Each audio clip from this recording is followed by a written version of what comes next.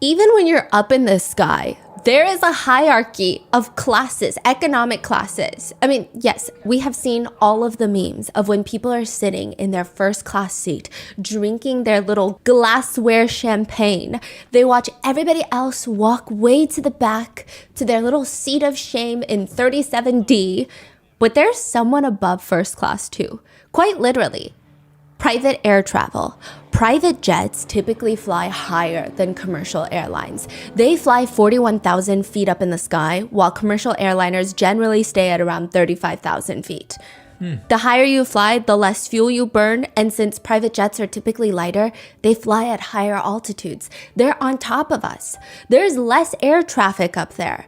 Commercial airliners, sometimes you're stuck in a traffic jam. Not private jets. They have more direct routes in the skies. They fly more efficiently. There's less turbulence up there. And aside from the convenience of just going straight up to the plane, you can actually control who's joining you on the flight.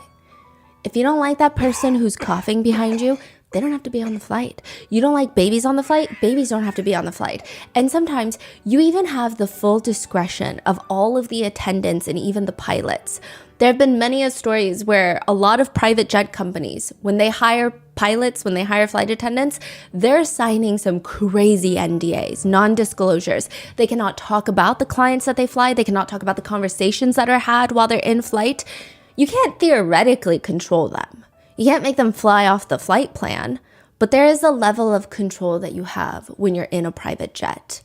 Perhaps they see something that you do. If it's not dangerous or if it's not illegal, maybe they just look the other way. 16-year-old Manohara is walking up to the private jet that's waiting for her. She's walking across the tarmac. She's climbing up the stairs. And her mom and her sister are getting their things from the car because, the car parks right next to the jet. And they're about to walk right up behind her. They're just grabbing their luggage. She's halfway up the flight of stairs leading to the plane when she feels, it's like a sixth sense. That's how she describes it. Something is so weird about this. It just doesn't make sense. The energy of this plane is off. The vibes, the feng shui, the juju of this plane, however you want to describe it, the sixth sense radar is going off. She doesn't want to be here. She turns on her heels to go back down the steps to join her mom and her sister. But these two buff, burly looking guys, they run down from inside the plane. They run out of the plane onto the steps and they drag her by the arms and drag her up the stairs, throw her into a private jet seat. The flight attendants, they slam the door shut. And now she's on this private jet. She's screaming at every single person on the plane like, hello, my mother and my sister are down there. Why are you closing the door? Why are you forcibly yanking me up the jet? Like, what's going on? You need to let me off this plane. I don't want to be on this plane anymore. And they're looking at her like she's the crazy one. Like they did not just kidnap her right now. I'm sorry, ma'am. Please calm down. The engine to the plane has just started, which means that I am unable to open this door again. What do you mean you're unable to open the door? Then just turn the engine off. What are you even saying right now? The 5 bodyguards walk up to 16-year-old Manohara. They force her into the seat and they start manhandling her. If she tries to get up, they just slam her back down onto the seat. She's like this tiny little 16-year-old. These are 5 full-grown men. There's no way. She's not going to be able to fight these guys off. As for her mother and her sister, she can see them on the tarmac freaking out, and there's also some burly men holding them back. And with that, the plane just takes off, and there's nothing anybody can do. Her mom and her sister are just helplessly watching from the tarmac as 16-year-old Manohara is being kidnapped on a private jet. And the instructions were apparently very clear. Bring Manohara back to her husband, the Prince of Malaysia. We would like to thank today's sponsors who have made it possible for Rotten Mango to support the National Network to End Domestic Violence, a nonprofit organization dedicated to creating a world where partner-related, workplace, and stalking violence no longer exists. This episode's partnerships have also made it possible to support Rotten Mango's growing team, and we'd also like to thank you guys for your continued support as we work on our mission to be worthy advocates. As always, full show notes are available at rottenmangopodcast.com. A few disclaimers for today's case. There are a few mentions of DV and SA, so please be careful. With that being said, let's get into it. Imagine acupuncture, but you leave the needles in you forever. You get up, you go about your day with needles forever embedded into you. They are one with you. I mean, it feels like there's absolutely no reason why anybody would want to do that unless it fixes your life, unless it brings you a lot of money.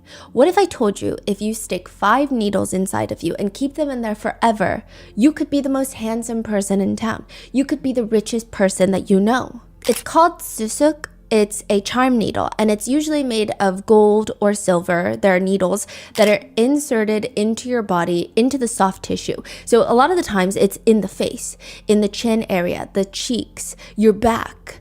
And the needle has intention.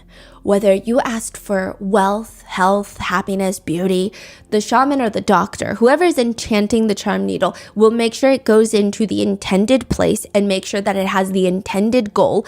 And you, as the person with the needles inside of you, you've got really one job. Okay, you've got 2 jobs. If you are to get an MRI, which is when they put you in that giant machine and you cannot have any metal on you. You can't wear a necklace, you can't wear earrings because they will fly out of your ear onto the machine. It's magnetic, it attracts metal. If you're gonna get an MRI, it would be beneficial to tell your doctor that you have metal needles inside of you. Otherwise, they will tear through your tissue to get to the MRI machines. You could also probably tell your doctor when you get an X-ray because they're gonna be in for a shock. That's like the main rule. But the other main rule is don't tell anyone where that charm is. Don't tell anyone where the needles are. The minute that you tell someone where it is and why it's there for, it loses its magic. It no longer is effective. But that doesn't mean that everybody tries really hard to find a unique spot. The most common spots for women are on the face, the back, and sometimes, this is not as common, but interestingly, in the private areas, to be embedded. So when you say it's on the face, can you see it? No, because it's in you. So you won't see it. It'll heal within a day. You won't even feel it if it's done properly. Oh, so it's actually inside of your tissue. If you get an X-ray, you'll see needles. And there have been a lot of times where this is not as common practice in the Western world. So in the Western world, a lot of people will have it done in places like Asia, Southeast Asia. They'll come get an X-ray and doctors start freaking out. And then they realize, okay, it's susuk. It seems like there hasn't been too many instances where it's been harmful to people. And it's like culturally a big thing. So just tell your doctor. But if you're craving beauty, if that's what you're asking for, it's often placed on the face, which makes sense because you want your face to be beautiful. And there are these rumors that Manohara has 1,000 gold needles in her face. These are what the jealous people are saying. It's probably nowhere near that if she even has any, but that's the only explanation that makes sense for everybody that's seen her. They say everybody who has met Manohara in person, whatever you see in pictures is only 1/10 of how beautiful she is in real life. She looks like the Angelina Jolie of Indonesia. That's how people describe her. Before she even graduates high school, she is named one of Indonesia's 100 most precious women by Harper's Bazaar in Indonesia. The rest of us, we're just like cold rice. But in all honesty, she's very stunning. Some say after she was born, her mom realized how beautiful she was, so she decided to take her down the beauty queen model route. Others say, no, her mom manifested this. When she was pregnant, she chose the name Manohara. Manohara in Sanskrit means the thief of hearts. August 2008, Manohara, the thief of hearts, gets invited to a high-profile political dinner, which sounds kind of strange, but it seems like Daisy, Manohara's mother, is this master networker. Mano is working as a model. Her mom is working on marketing her daughter to high society. She's trying to make Mano into a socialite. And the whole family is always attending random high-profile, high-security clearance events. And this dinner is even bigger. The people in the room are going to be some of the most powerful people in the entire nation, in the entire country.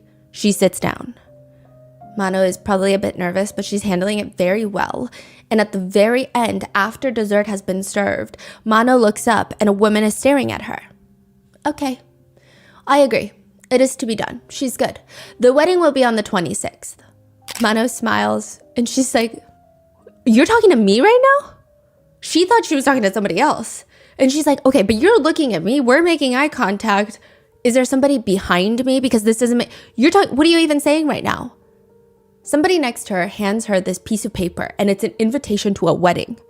To Manohara's own wedding. She is getting invited to be the bride at her own wedding. You cannot be serious. What do you mean?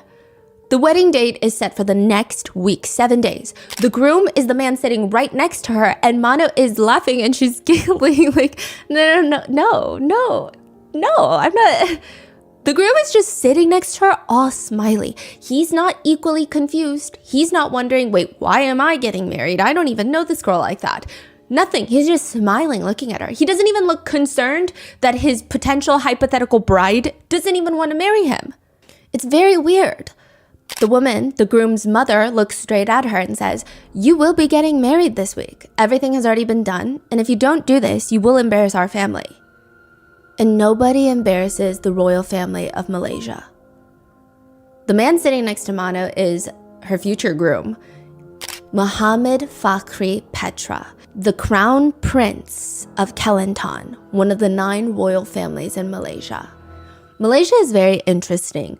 I believe it's the only system in the world that operates like this. Please correct me if I'm wrong, but it's very fascinating. It's on a rotational monarchy system, which means they cycle through from one king to another every 5 years. And they have 9 royal families. So royal family 1, 2, 3, 4, 5, 6, 7, 8, 9, and they will have 5 years each, and they cycle. Prince Fakhri belongs to the royal family of Kelantan, which is actually considered one of the most influential royal families in Malaysia. Their ancestry dates all the way back. Prince Fakhri is the younger brother of Sultan Muhammad V. Okay, I don't know if you guys listen to Wait, or they're from the same family? Older brother. They're straight up brothers. Whoa. I don't know if you guys listen or watch my other podcast, Moral of the Story. You can find it on all podcast platforms, or I'll link it in the description of this video on YouTube. We did a whole episode on Sultan Muhammad V. He married a foreigner, had a child with her, and then completely acted like he did not marry her. He was allegedly double wifed up. It's a lot. He stated that their son was not his heir. There was so much drama. The situation was incredibly messy, but not on the same catastrophic scale that this incident is going to be. But in case you want more additional lore, that's going to be linked. That's his older brother. This is Prince Fakhri's older brother, Sultan Muhammad V of Kelantan. And now, Mano is being told that she's going to be his bride, his princess. To be forward thinking, Prince Fakhri's chances of becoming the king of Malaysia are very slim to none, but still, she doesn't want it, okay? Thank you for the great honor that you have bestowed upon me, but also, I don't have time to be kingdom building and politicking around. I just want to live my life. I mean, let alone, who even is this man? She doesn't even really remember where she first met the prince the very first time. Her sister, Mano's sister, has to remind her, it was at the freaking party. The Malaysian prime minister at the time had invited us to this huge political dinner. We flew to Kuala Lumpur. It was a whole thing. Do you not remember? And we were sitting there, and it was this very intimate dinner party. And she's like, okay, yeah, that's right. I was sitting right next to the Prince of Malaysia, Prince Fakhri, one of the princes of Malaysia. And Mano doesn't even remember her very first impression of the prince. She's like, I think he was quiet. I think he was polite. But otherwise, he was very unremarkable. He did ask for her number during the dinner, but Mano just gave him her mom's number. Because, I mean, she's involved in charity work. She's involved in philanthropy. So she thought, okay, maybe just talk to my mom about it. It didn't feel like he was asking for anything more. He was just very polite. It was just pleasantries. That was their very first meeting. It did progress from there. The Prince of Malaysia suddenly, constantly had business in Indonesia. He would fly to Jakarta to do business, but also to meet up with Mano. And then sometimes when she'd be in Malaysia, he would take her and her parents out to dinner. The whole energy. I mean, yes, okay, fine. He did give her some expensive gifts here and there, but he's also the Prince of Malaysia. He probably has so much money that he just gives gifts to everybody. It didn't feel particularly special. It didn't feel like he was courting her that aggressively. So to some degree, I'm sure it's flattering that the prince is interested in marrying her, but with all due respect, Manahara is like, he's 14 years older than me. And it's kind of starting to show. He's balding. Which is not to say that he's not attractive, but you know, people have their preferences. And more importantly than that, Manahara was 14 years old when they met. So he was double her age. He's not just 14 years older, she's 14. He's double her age. And he was pursuing her. Yes, that's why she had no idea he was pursuing her. Because she's like, do you know? I mean, you do know I am 14. She's 16 now when they tell her that she's getting married, which is still no good at all. But she was 14 when they first met. Whoa.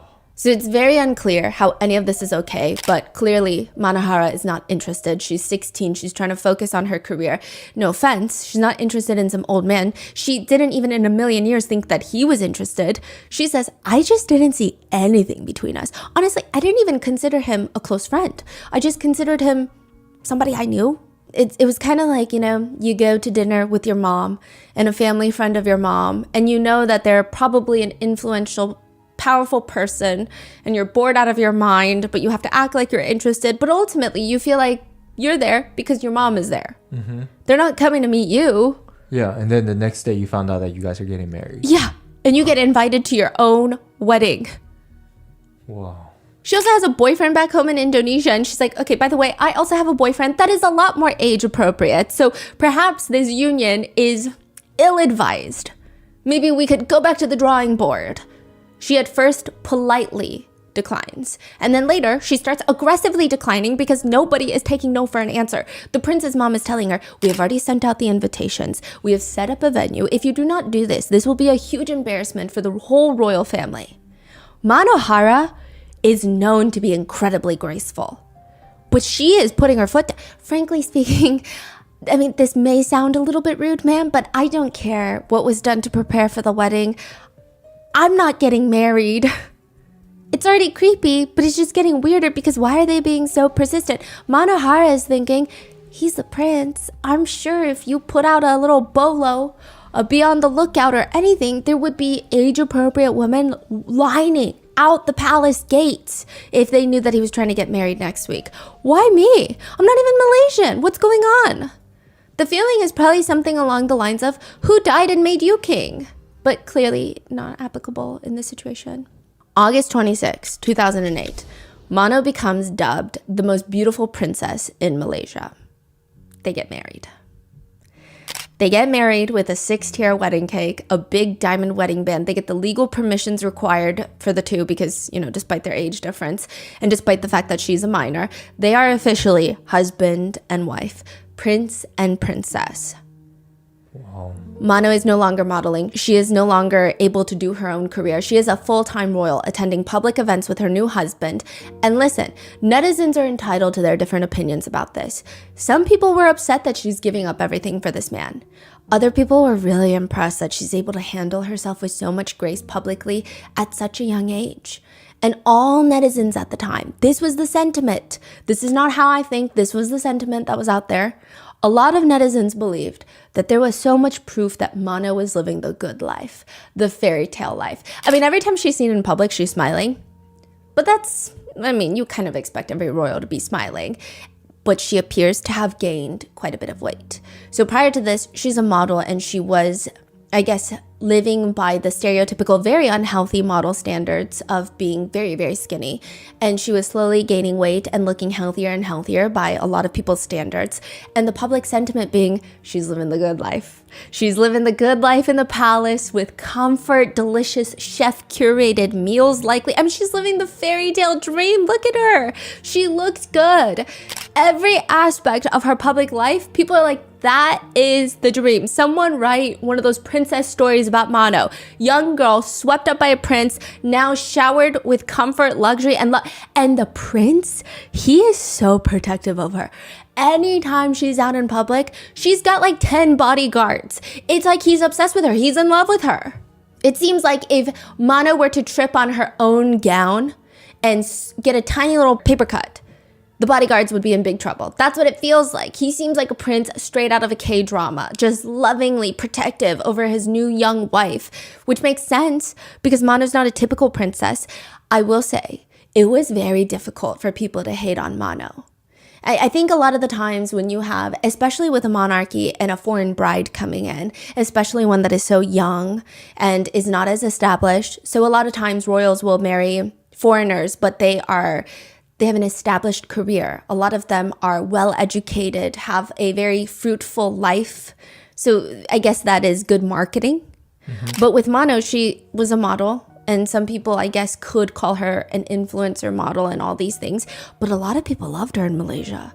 By the time that she was 14, she was already speaking English, Indonesian, French. She's incredibly cultured, well-traveled. She lived in Jakarta, Hong Kong, Romania, Vienna, Switzerland, England, France, then back to Jakarta. I mean, she's seen so much of the world, they thought maybe she's ready to be a princess. Maybe she's the princess we never knew that we needed. She was heavily involved in charity work even prior to becoming the princess. It just seems like all the interests were aligned. She's dignified, composed, and yes, she's young, but that's probably only going to get better and more refined and more elegant as she gets older.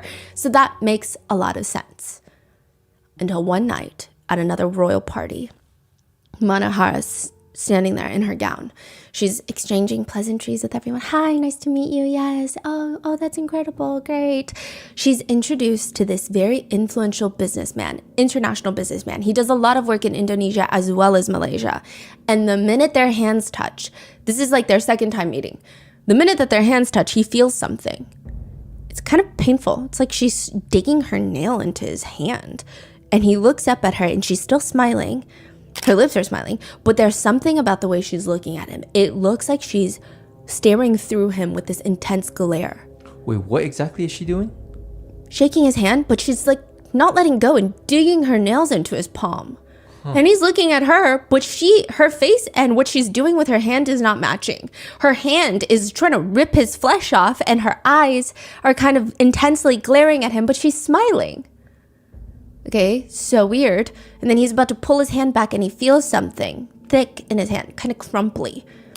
Her lips turn up in a little bit of a small smile, but she seems very anxious. Now, had this businessman lacked a little more EQ, had lacked some social awareness, he might have asked her in front of everyone, including her husband, the prince, "What's wrong? Are you all right? What did you just pass me in your hand?"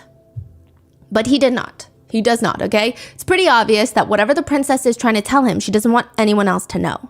He smiles right back, and when they're out of sight, he opens up the palm of his hand, and it's a little piece of napkin and a note written in eyeliner.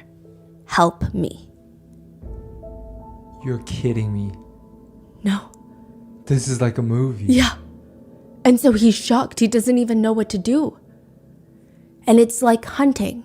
There's this thing they used to do way back in the day. It's kind of like hunting. The whole village would be in on it. The woman would hide the main character of the day. Let's call her Susie. The women in the village would hide Susie. And this man knows that the women are protecting Susie. But they're all trying to be part of the fun, right? He goes to the home of Susie and he asks Susie's parents, "Can I have Susie's hand in marriage?" Susie's dad thinks about it, ponders for a little bit and says, "Yes. Now go find my daughter and strip her naked."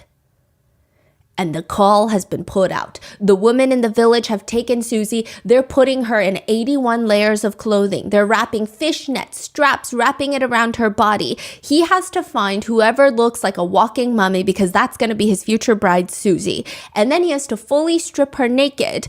And that would mean once she's fully nude, the two of them are finally able to be wed. I mean, she's going to put on clothes again for the wedding, but this is the tradition.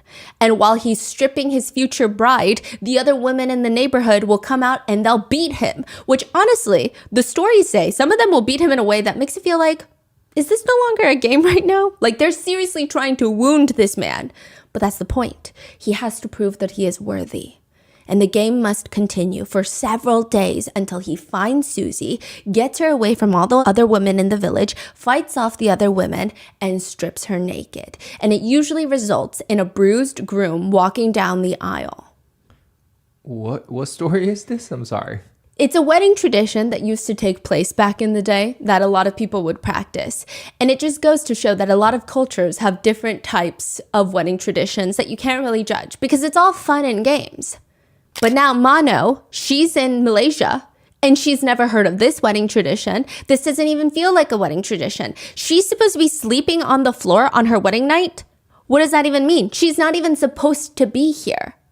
She was told that in Malaysia, right after the wedding, they convinced her, go through with the wedding. You'll be the most beautiful princess of Malaysia. She's like, I don't care. They tell her, okay, well, right after the wedding, right after the ceremony, you can fly back to Jakarta, do your modeling business, whatever. You can live your life. Okay, fine. She goes through with the wedding, and now they're not letting her go back to Indonesia. They're making her stay put in the prince's home in the royal palace of Kelantan. And somehow she ends up sleeping on the floor because she refused to be his wife and go to bed with him. Is this a wedding tradition? What's happening here? And she claims for that, she must sleep on the floor for not sleeping with him. This is how the marriage between the crown prince and Mano begins. And it ends with a high-profile escape in a foreign country, with Mano escaping from the royal bodyguards, accusing the prince of holding her captive and torturing her. Prince Fakhri's father is hospitalized in Singapore. And this is actually mentioned more in depth in our other episode, but he gets sick, and that's how his son, Prince Fakhri's brother, Sultan Muhammad V, declares himself Sultan of Kelantan. Remember? Right. Yes, it's a very big political debacle. He goes to Singapore, he's in the hospital, and the whole royal family has gathered there to support the most powerful man in all of Kelantan. Prince Fakhri, Mano, and the prince's staff are staying at this fancy hotel in Singapore. And most of Mano's days in Singapore have been under strict watch in the hotel room or in the hospital. So how old is she now, and how long have they She been? is 18 at this point. They've been married for like A few years. a year and a half. Yeah. She might not leave Malaysia again for weeks once they leave Singapore. She doesn't know when else she'll be out of Malaysia because she knows when she's in Malaysia, she can't do anything. She's married to someone so powerful, part of the royal family, one of the 9 royal families in Malaysia. What power does she have in Malaysia? But right now, they're on foreign soil. They're in Singapore. This is her chance. She doesn't know if she's going to leave Malaysia ever again, because prior to all of this, prior to the then Sultan of Kelantan, so Prince Fakhri's father getting sick and being hospitalized in Singapore, she was not really allowed to ever leave Malaysia. It's easier to control her when she's in Malaysia. This is her only chance. She asks if she can go down to the lobby to fetch something, and the bodyguards have to escort her. They take her out of her room. They walk down the hotel hallway. They get into the elevator, and they're all standing there. It's just her and the royal bodyguards inside of this random hotel elevator in Singapore, and she looks up. And there's that little black half ball on the ceiling, the CCTV camera. And she says very calmly, there are CCTV cameras inside this elevator. The bodyguards are thrown off. Like, what a random thing to say out of nowhere. I mean, is that a threat? Before they can even react, Mano's hand is already pressing up against the emergency button in the elevator. The alarms start blaring. Everyone in the hotel is going to hear it. Not only that, when the emergency stop button is pressed on the elevator, more than likely the police have to respond immediately. Regardless of if it's a false alarm or not, police have to show up on the premises. So now the alarms are going off. It's just Mano and a handful of bodyguards in the elevator. They're trying to restrain her. They're trying to sedate her. I mean, perhaps the princess has lost her mind. Maybe that's what they're going to tell the police. The princess has been under a lot of stress after the sultan has been sick. She doesn't like traveling too much. She was beyond herself, so she pressed the emergency button. But she keeps reminding them, we are not in Malaysia anymore. You try to do anything, we are in Singapore. Everything is caught on cameras. The bodyguards back off. Manu starts screaming for help. She's banging on the doors. The hotel staff arrive. The police arrive. And crazy enough, Manu's mom and sister arrive. The businessman that she passed the note to, ever since she passed that note, he's pretty close to the royal family. He's an influential businessman. He has been getting updates on Mano, trying to track where she's going. And once they left for Singapore, because the Sultan was sick, he contacted Daisy, Mano's mom, saying she's in Singapore. She's staying at this hotel. You gotta go find her. Oh, you gotta go save her. Yes.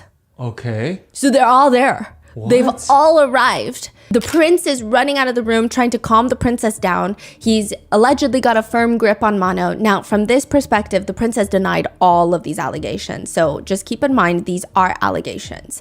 He's got a firm grip on Mano, trying to tell the authorities that his wife is probably freaked out. She's spooked. She's been exhausted. They'll see to it that she's taken care of. But Manahara does not want to go with him, and the prince does not want to let her go.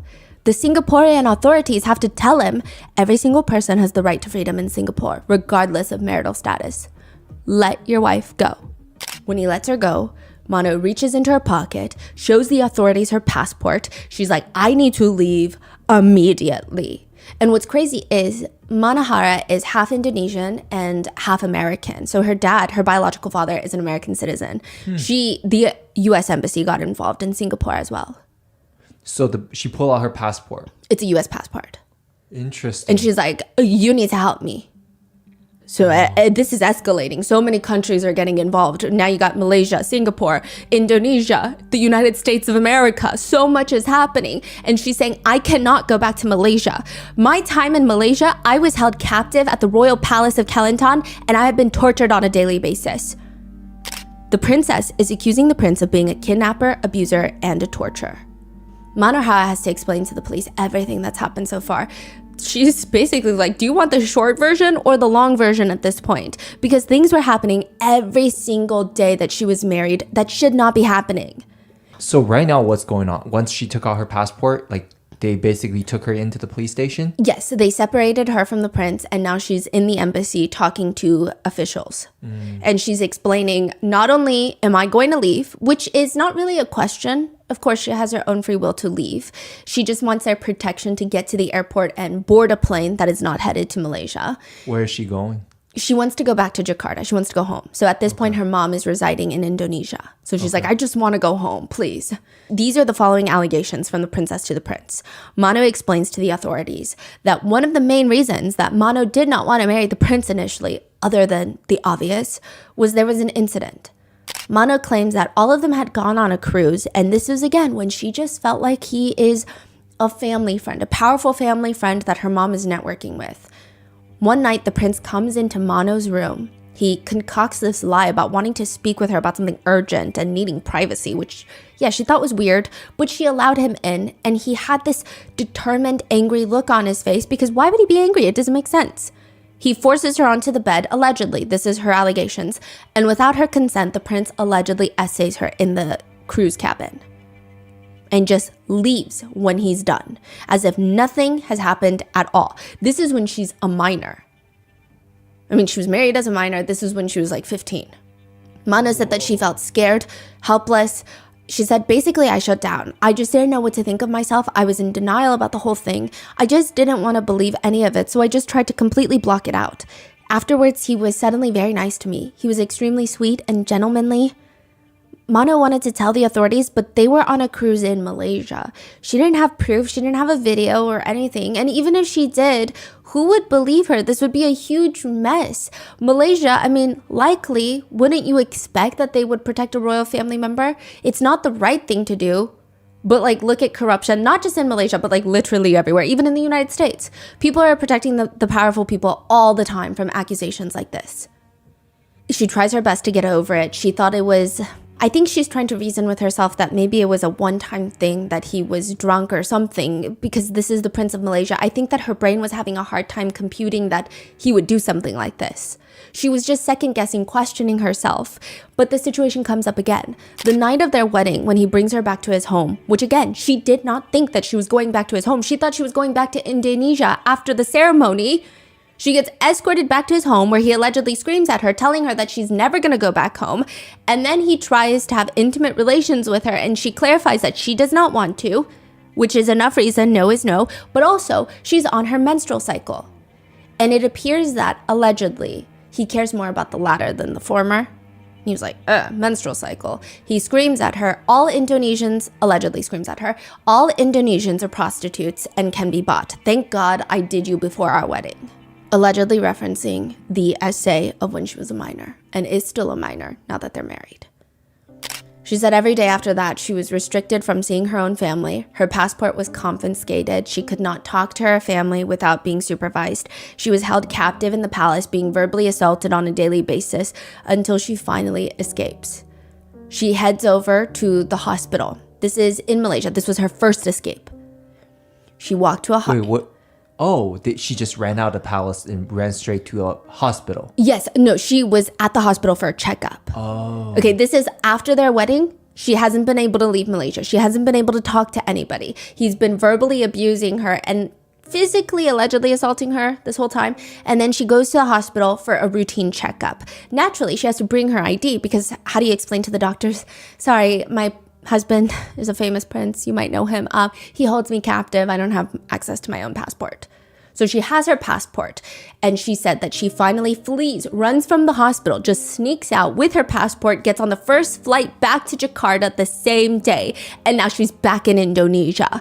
And she still says she knows no peace because this man is calling every single day. Well, actually, it's worse than that. The prince himself is not even the one calling. He's having his staff calling, begging for her return. They're not even begging, they're scolding her, telling her it's a sin for a wife to leave her husband, that she needs to honor their marriage and get back to the palace now. At one point, she alleges that he even hires the top mafia-esque boss in Indonesia to bring her back to Malaysia, saying, you got to do this no matter what it takes. But thankfully, Mano is friends with his son. It's like a movie. It's crazy. Mano is friends with the mafia boss's son, and he warns her, your husband just called my dad and was like, we got to kidnap her and bring her to Malaysia, allegedly. None of this works. The prince then resorts to what he does best. He starts calling Manahara's mom, Daisy.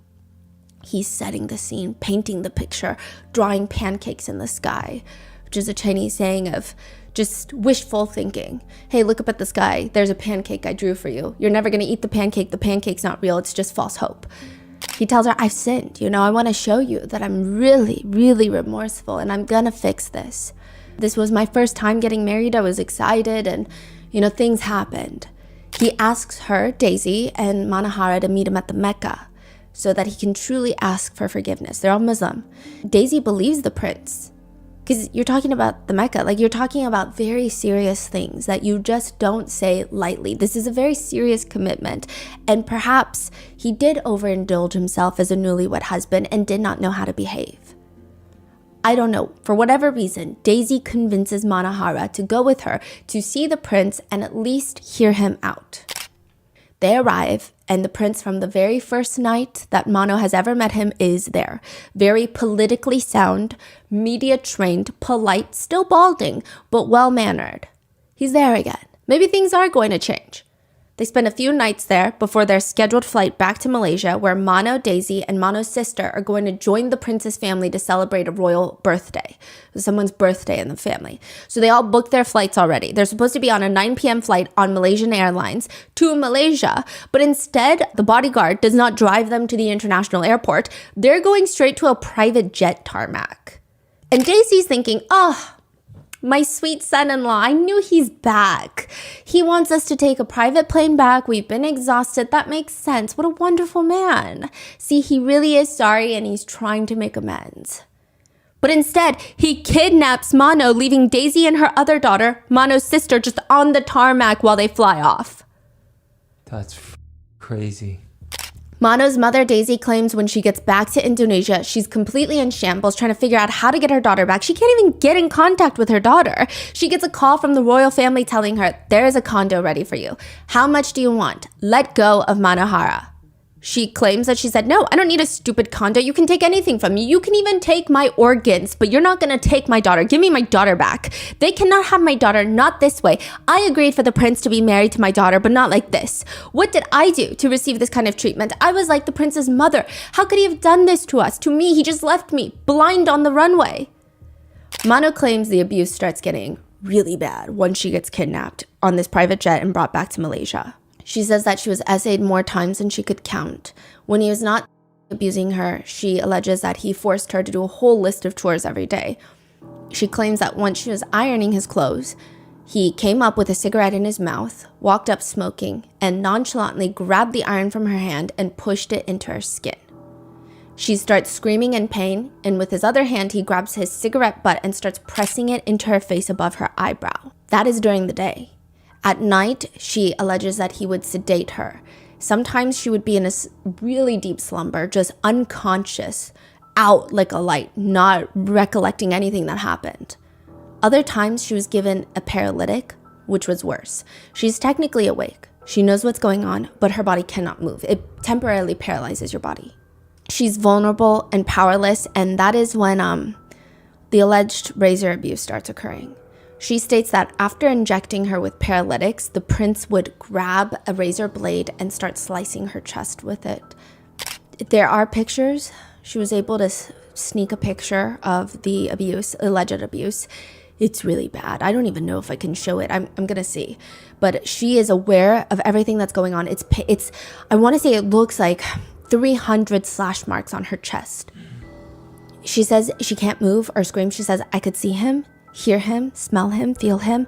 I could feel the cuts on my body. It hurt. Just knowing that you have no control over anything and can't do anything about it was just... The worst part is he didn't even slash it fast or anything. He just took his time slowly. He looked as calm as ever. It's like you gave someone a paintbrush and told him to draw a flower. Just the peacefulness that he exhibited when he was cutting into me. It took over 20 minutes. The physical pain was not as much as the psychological feeling. I just couldn't even defend myself. I was completely helpless. Even animals got more respect than I did in that house. He just stood there looking at me. I could feel everything. Emotionally, it was terrible. Instead of hurting me fast, he preferred to do it slowly. I could see the pleasure in his eyes. It was like he enjoyed doing it. She tried to tell the Sultana what was happening. So this is the prince's mother. And the biggest response... Okay, so this is where it gets confusing. Technically, he's not labeled a prince. It's a different word, but it is a prince. It's like the crown prince. And Sultana is kind of like the sultana of that area, but she's not the queen of Malaysia unless it's their round. Okay. But this is the prince's mother. Okay. But technically not the queen, right? Yeah. So she alerts the sultana that this is happening. And she claims the sultana just tells her, it is your duty as a wife to please your husband, get pregnant, and give us a grandchild. That's it. If she ever tried to run away or did not look happy at a public event, she claims that she was beaten badly. Meanwhile, she has to listen to everyone talk about how she lives a fairy tale life now. And the weight gain. She says the weight gain was happening because the prince was allegedly forcing her to take fertility treatment shots, which was making her gain weight rapidly. Allegedly, he was trying to get her pregnant. Mano did not know what to do. She would just have to attend these royal appearances. She said she was running through every single scenario. She said, if I scream, if I do anything here, they have the most power. So A, I'm going to get hurt when I get home to be punished. Or B, they're going to increase the security and it's going to be harder for me to do anything ever again or try to leave again. That's why Mano always put on a fake smile in public. It's not until she meets that businessman who she knows has a lot of connections in Indonesia. And I believe that businessman is relatively connected to Mano's mother. Like they know of each other. So this is not just some random man. She passes him the note. And he's not able to really help her, but he is able to alert her mother that she's in Singapore. And they were booking the first flight out to Singapore that day. She alleges that from that day that she was taken on that private jet, it was 9 months that she was held captive, held against her will like a prisoner in the prince's estate. However, she says she doesn't want people to think that there's a problem with the whole monarchy. She says people keep getting the wrong idea, thinking that because I'm saying this, that I despise Malaysia, that I hate Malaysia or the Malaysian royals. It's not about Malaysia. It's about one specific individual. It has nothing to do with the whole country. Kings are like ordinary people. Some are good, some are bad. Just because I had a bad experience with one does not mean all are like that. So with that, Singaporean authorities let Manahara go back home to Indonesia. The prince heads back to Malaysia and all hell breaks loose. So very briefly, everybody in Indonesia, there were riots on the streets in Indonesia. People were protesting, saying like, how could we have let this happen? They knew about the abuse prior to her being freed in Singapore. Because the businessman had told Mano's mother, and Daisy was trying to get news media to focus on her daughter is literally trapped in Malaysia by the royals. So it was a huge thing in Indonesia. In Malaysia, not as much. But in terms of the scale, the netizens that know, it seems like there are 3 camps of people. One that believe that Mano was let down by everyone. Just the idea of being shipped off to be wed at 16 years old in 2008, it doesn't make sense. But some netizens also understand Daisy. Maybe from Manahara's mother's perspective, it's impossible to say no to the Prince of Malaysia. They think that the entire Manahara family was victimized by the royal family and Manahara got the brunt of the abuse. Then you have the second group of people. You have those that believe there are a lot of bad intentions throughout the entirety of the marriage. They think Daisy did not do enough due diligence and did not put her child first. It seems like she was excited to have her daughter marry the future king, not really the future king, but a royal. Maybe Manohara herself wanted something out of the union as well. That's what some people believe. But ultimately, they think the worst person in all of this to blame is still the prince. Then you have the third group of people who do not believe these allegations at all. They believe the prince is the victim. Maybe he wasn't the best fiance, maybe he wasn't the best husband, but there are some people out there that feel like he has been duped by a gold digger's family, Daisy and Manohara, mainly Daisy. They believe that Daisy masterminded this whole thing to get her own daughter to seduce him, get him married to Manohara, then throw the book at him, accusing him of all sorts of heinous acts. I will say, I think the people in this camp, or even the second, are the most limited. I think the majority of people think that Manohara is just the victim in all of this, and they have mixed feelings about Daisy, but ultimately they're just focused on Manohara. However, the third group that believe that the prince is innocent, they're passionate, and they mainly point to a few things. One, the prince sued Manohara and Daisy for defamation and was awarded $1.8 million by the Malaysian courts. I will say that it's in Malaysia. He conveniently happens to be the prince of Malaysia with the potential to have deep connections with the justice system because, politics is fun that way. But the attorney for the prince states, from to cutting her with a razor to injecting her, these are only things a monster would do, a psychopath. My client wants the truth to come out. Sources close to the prince state that he believes Manohara is being manipulated by her mother to say these things about him that he knows and Manohara knows are not true. The attorney asks if there are cuts on her breasts. The marks are supposed to be there. Where are her scars? So Manohara has a picture of the abuse, but it has healed since then. But the attorney, I guess, is saying, well, if it's that bad, why doesn't she have scars? Which I don't really understand that argument. There are also rumors circulating, I don't know how much truth they hold, but rumors circulating that the prince still wants Manohara back. That against his own family's wishes, he believes that if Manohara just comes back, he can get her to take back all the allegations because he believes none of this is true. Daisy is whispering in her ear, this is what we need to do. One supposed insider states, I've never seen a man so obsessed with a woman. The people in his province also love her. They view her like Princess Diana. He needs her back for his credibility. His attorney adds to those rumors by stating, there is an element of sadness because he, the prince, truly loves Mano. If I was in his position, I wouldn't love her anymore, but perhaps the prince thinks she is too young and too brainwashed by her own mother. That's the first reason people believe the prince is innocent. The second one is admittedly more complicated. It is that Manohara's mother, Daisy, the one that helped facilitate the wedding, that received a dowry of $250,000 for the wedding. So she received money from the prince's family, and she is a wanted fugitive in France. What? She is a wanted woman, literally. It has been stated that Daisy was sentenced in absentia by the French court to 18 months in prison. If she were to ever stop in France, let it be a layover, she will be arrested instantaneously. For what? She allegedly... Okay, hold on to the wording of this. She allegedly allowed her adopted daughter to be essayed by her husband. So we have Manohara's biological father, who is an American. He left when Manohara was 2 years old. Daisy then married a French man, who Manohara sees like her own father. She feels like this is more her father than her actual biological father. He's French. Now, she allegedly allowed her adopted daughter, so Manohara's adoptive sister, to be essayed by her husband. The wording is strange because the situation is strange. Because what do you mean she allowed? Second of all, she has an adopted daughter. Let me clarify. Daisy's French husband told the French court that Daisy forced him to undress and caress Daisy's adopted daughter. It's very unclear if this is her adopted daughter. Court records refer to her as the adopted daughter, but it's kind of question mark. This is a young girl that Daisy took in, and it is said that she was supposed to be a housekeeper for Daisy, kind of like a live-in helper, right, of sorts. But Daisy slowly started treating her like her own daughter and maybe potentially has even legally adopted her. But this is not a pure adoption of Daisy sees a girl and she's like, oh, I want her to be my daughter. I feel a bond with her. I feel connected with her. I want her to be another child of mine. It's not like that. It seems like she kind of started as a housekeeper, maybe was adopted for other reasons, legal reasons. And Daisy claims she was treating her like one of her own. The adopted daughter says, no, she wasn't. She was treating me like a servant that was on call 24/7. Regardless, Daisy's husband tells the French court, no, Daisy would force me to undress and caress the adopted daughter every single night.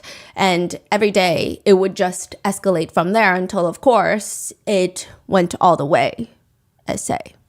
And if nobody, he said that he was scared of Daisy, his own wife, because if nobody did as Daisy told them to do, she would get very upset. And as evidence of that, he claims that Daisy would chop off the adoptive daughter's hair if she didn't listen to her as punishment. So he went ahead and essayed her. Yeah. And he got like a few months in prison. What? And Daisy, she fled to Indonesia before the trial. She was sentenced to 18 months in prison in absentia. France and Indonesia do not appear to have an extradition treaty, meaning she is in Indonesia as a technical fugitive, which of course makes Daisy look bad.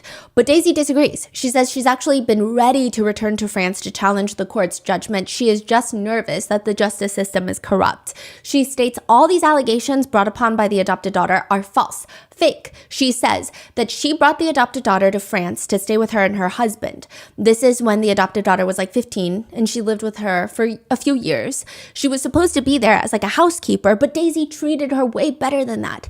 This is what Daisy's saying. Daisy's like, look at these pictures. Look at the pictures of my two biological daughters and the adopted daughter. They're all wearing the same expensive scarves. I treat them all the same.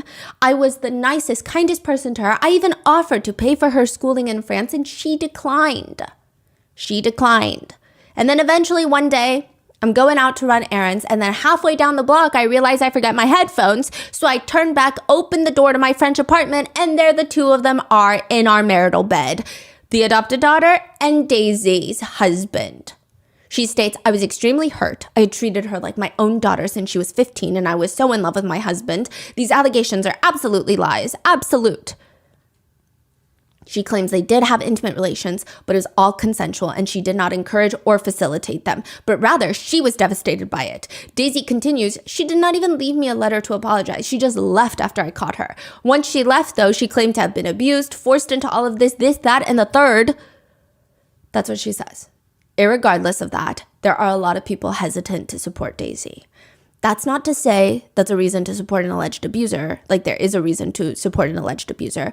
But there are people that think, okay, this on top of Daisy's firm grip on Mano's life. They bring up the fact that when Manahara was very young, a lot of insider sources say that Daisy would control everything that she wore, ate, the way she spoke.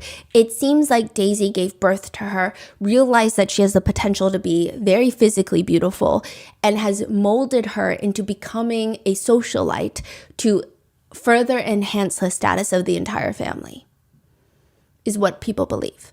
Other netizens disagree because Mano had told reporters before that she enjoys being a model. She likes her line of work. She's very passionate. She has time to make friends. She's a homebody. It just seems like maybe we're being too opinionated. So a lot of people are just going back and forth on how to feel about Daisy. But the allegations against the prince are independent of what's happening with Daisy. Mm-hmm. But additionally, there are a few other aspects that people do think is weird. When Mano was first rescued in Singapore, the authorities asked her if she wanted to press charges against her husband in Singapore. She ultimately declined, which some netizens thought was weird. They were questioning, did you decline because you know that once an investigation is triggered, they're going to poke holes into your story? But Mano and her family states, no, she didn't press charges because Singaporean authorities wanted her to stay in the country for at least a few more days to file the charges, and Manahara just wanted to go back home. She did not want to stay here. She didn't want to stay in this foreign country where she just wanted to be home finally. After 9 months of torture, she wanted to feel at home. Additionally, as for where the lawsuit stands, where the Malaysian courts awarded the prince nearly $2 million for defamation, Manahara says she will never pay a penny to the prince. Matter of fact, she wants him to come to Indonesia to file another lawsuit, if he so wishes to clear his name. If we're gonna bring up everybody's messy history, we got to bring up the prince. After the prince sues Manahara for defamation, he also sues his own family. He files a defamation suit against palace officials because the royal palace released a statement that they had nothing to do with his marital problems. When news breaks, they're like, hey, just a reminder, that's happening behind closed doors. We don't really know what's going on. Just kind of distancing themselves from Prince Fakhri. They're just protecting themselves from a potential political fallout, because you have to remember, this is not even just happening in Malaysia. You're talking about Indonesia's involved. The United States is potentially involved. But the prince felt like it's almost implying his guilt. So he filed a lawsuit against the royal palace, which the court obviously threw out the case. They threw it out. But a few months later, he comes back into court with another stack of papers. He is suing his brother, Sultan Muhammad V. What? Over a Bentley, a Bentley, stating that he owns the Bentley, but the Sultan Muhammad V is like, no, I own the Bentley. It was a little ridiculous. People are like, you have energy to be suing people, your own brother, the Sultan, over a Bentley when you are accused of some of the most atrocious acts against a woman? It's so interesting. You know the last time when you talked about that story? Yes. The Muhammad V? Yes. Like a lot of Malaysians in the comments were saying that they've never heard of it. Yeah. Okay, we had our Malaysian researcher work on this case as well. And she said, wait, what's happening? Like, I haven't even heard of this really. Like, there were like small, very in passing, oh, something happened. It was a thing, but it was never, oh, I know these were the allegations. This is how it was broken down. Yeah. So it's very fascinating. If you guys are Malaysian, please let me know in the comments. Is there something that we missed or miscommunicated or mistranslated? Or did you not know about this at all? Or did you know more that we don't know? Please leave that in the comments. Yeah, it's so fascinating. A few days after that, one of the prince's other brothers removes him from the Council of Succession, which oversees the succession of the throne. Prince Fakhri took him to court to be restored to the council. There's a lot of messiness going on. And Manahara just tells the authorities, look, he's not like a husband. He did all of this abuse to me with such ease. I was only a toy to him. I could never think a normal man could do such things. I've been treated like an animal. I'm like his property, and I was in his room, and whenever he wanted to play with me, he would just go into the room and play with me like I'm some sort of object. He told me, matter of fact, once, you are my property. She says she's not going to let this get to her, though. She says, look, it's happened. I believe that everything happens for a reason, and that has shaped me to be who I am today. When I see people needing help, and having been in a position where I desperately needed help as much as I can, I will help. Mano is now trying to focus on her career, her charity work. Prior to getting married, she was heavily vested in various causes. It's only gotten stronger since the divorce. As for Daisy, she says, I just didn't see the signs. I thought he was charming. There are some netizens, though, that believe, again, Daisy and Mano got exactly what they asked for. They comment, 17-year-old gold digger, what did she expect? What? Newspaper says slash wounds and cuts are fresh. Sounds self-inflicted to me. Others comment, it's all about the money. The more she finds evidence, the more the prince is willing to settle. Whack the prince with bad news for 2 weeks, threaten with lawsuits, and behind the scenes, prince will be willing to cut a check for 20 million or more for her to go away. She's quite hot looking. She must suck big time in bed to incur such violence. Isn't it obvious? She must have read too many fairy tales about marrying a prince, considering she's homeschooled. Can a wife file a case against her husband for SA? I thought once married, the wife cannot file SA charges against her own husband. Wow. Some netizens think the fact that the prince is, in their opinion, aggressively not conventionally attractive, their opinion, they say that this is proof that Mano is a gold digger, saying there's no way that she could find any interest in a man like this if it weren't for his status, power, and money. And I'm not sure why they must be reminded that she was a minor when they got married. Did you forget that? What's going on? And the power imbalance? Did you forget that? So a lot of netizens, they blame the prince mainly. And then you have a big chunk of netizens that blame the prince and Daisy, Mano's mother, and then a small group that blame Manahara. I would say that most just feel really bad for Manahara. It feels like she was, to some degree, used as a political and power pawn by the prince and perhaps potentially her family as well. I don't know if Daisy was intentionally doing this, but maybe she just got swept up in the promises and the promises of a better future.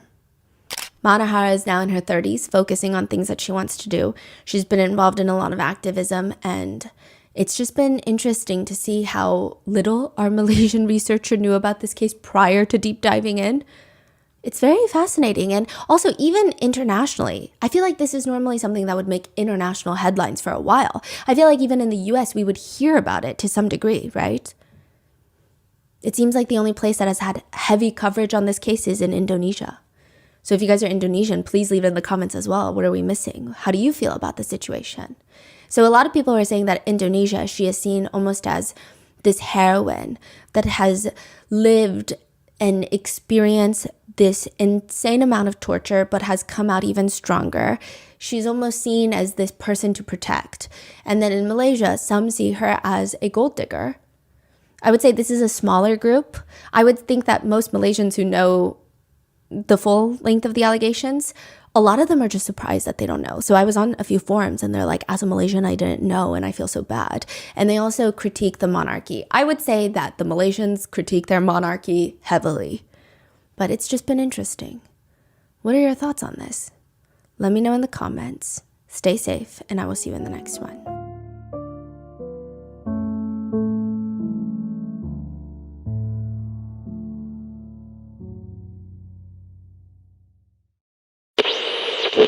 Bada bing, bada boo.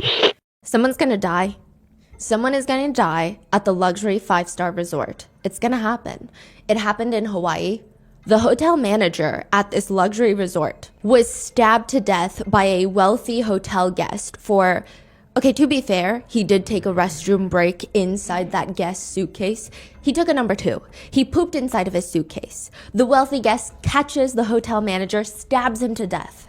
Then in Italy, it happened again. Another luxury 5-star resort had to deal with a high-profile death of a wealthy woman who was set up by her husband to have her killed so that he could inherit her entire fortune.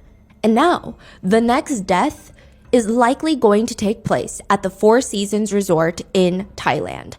We don't know who's gonna die. We don't even know why they're gonna die yet, but we do know that someone is gonna die, because that is the setup of the White Lotus. The first season was set in Hawaii, the second one was in Italy, and now the third is going to be in Thailand. It's going to come out sometime in 2025, which, if you haven't already seen, White Lotus is this dark comedy drama series that usually takes place in one of the fictional White Lotus luxury resort hotel chains.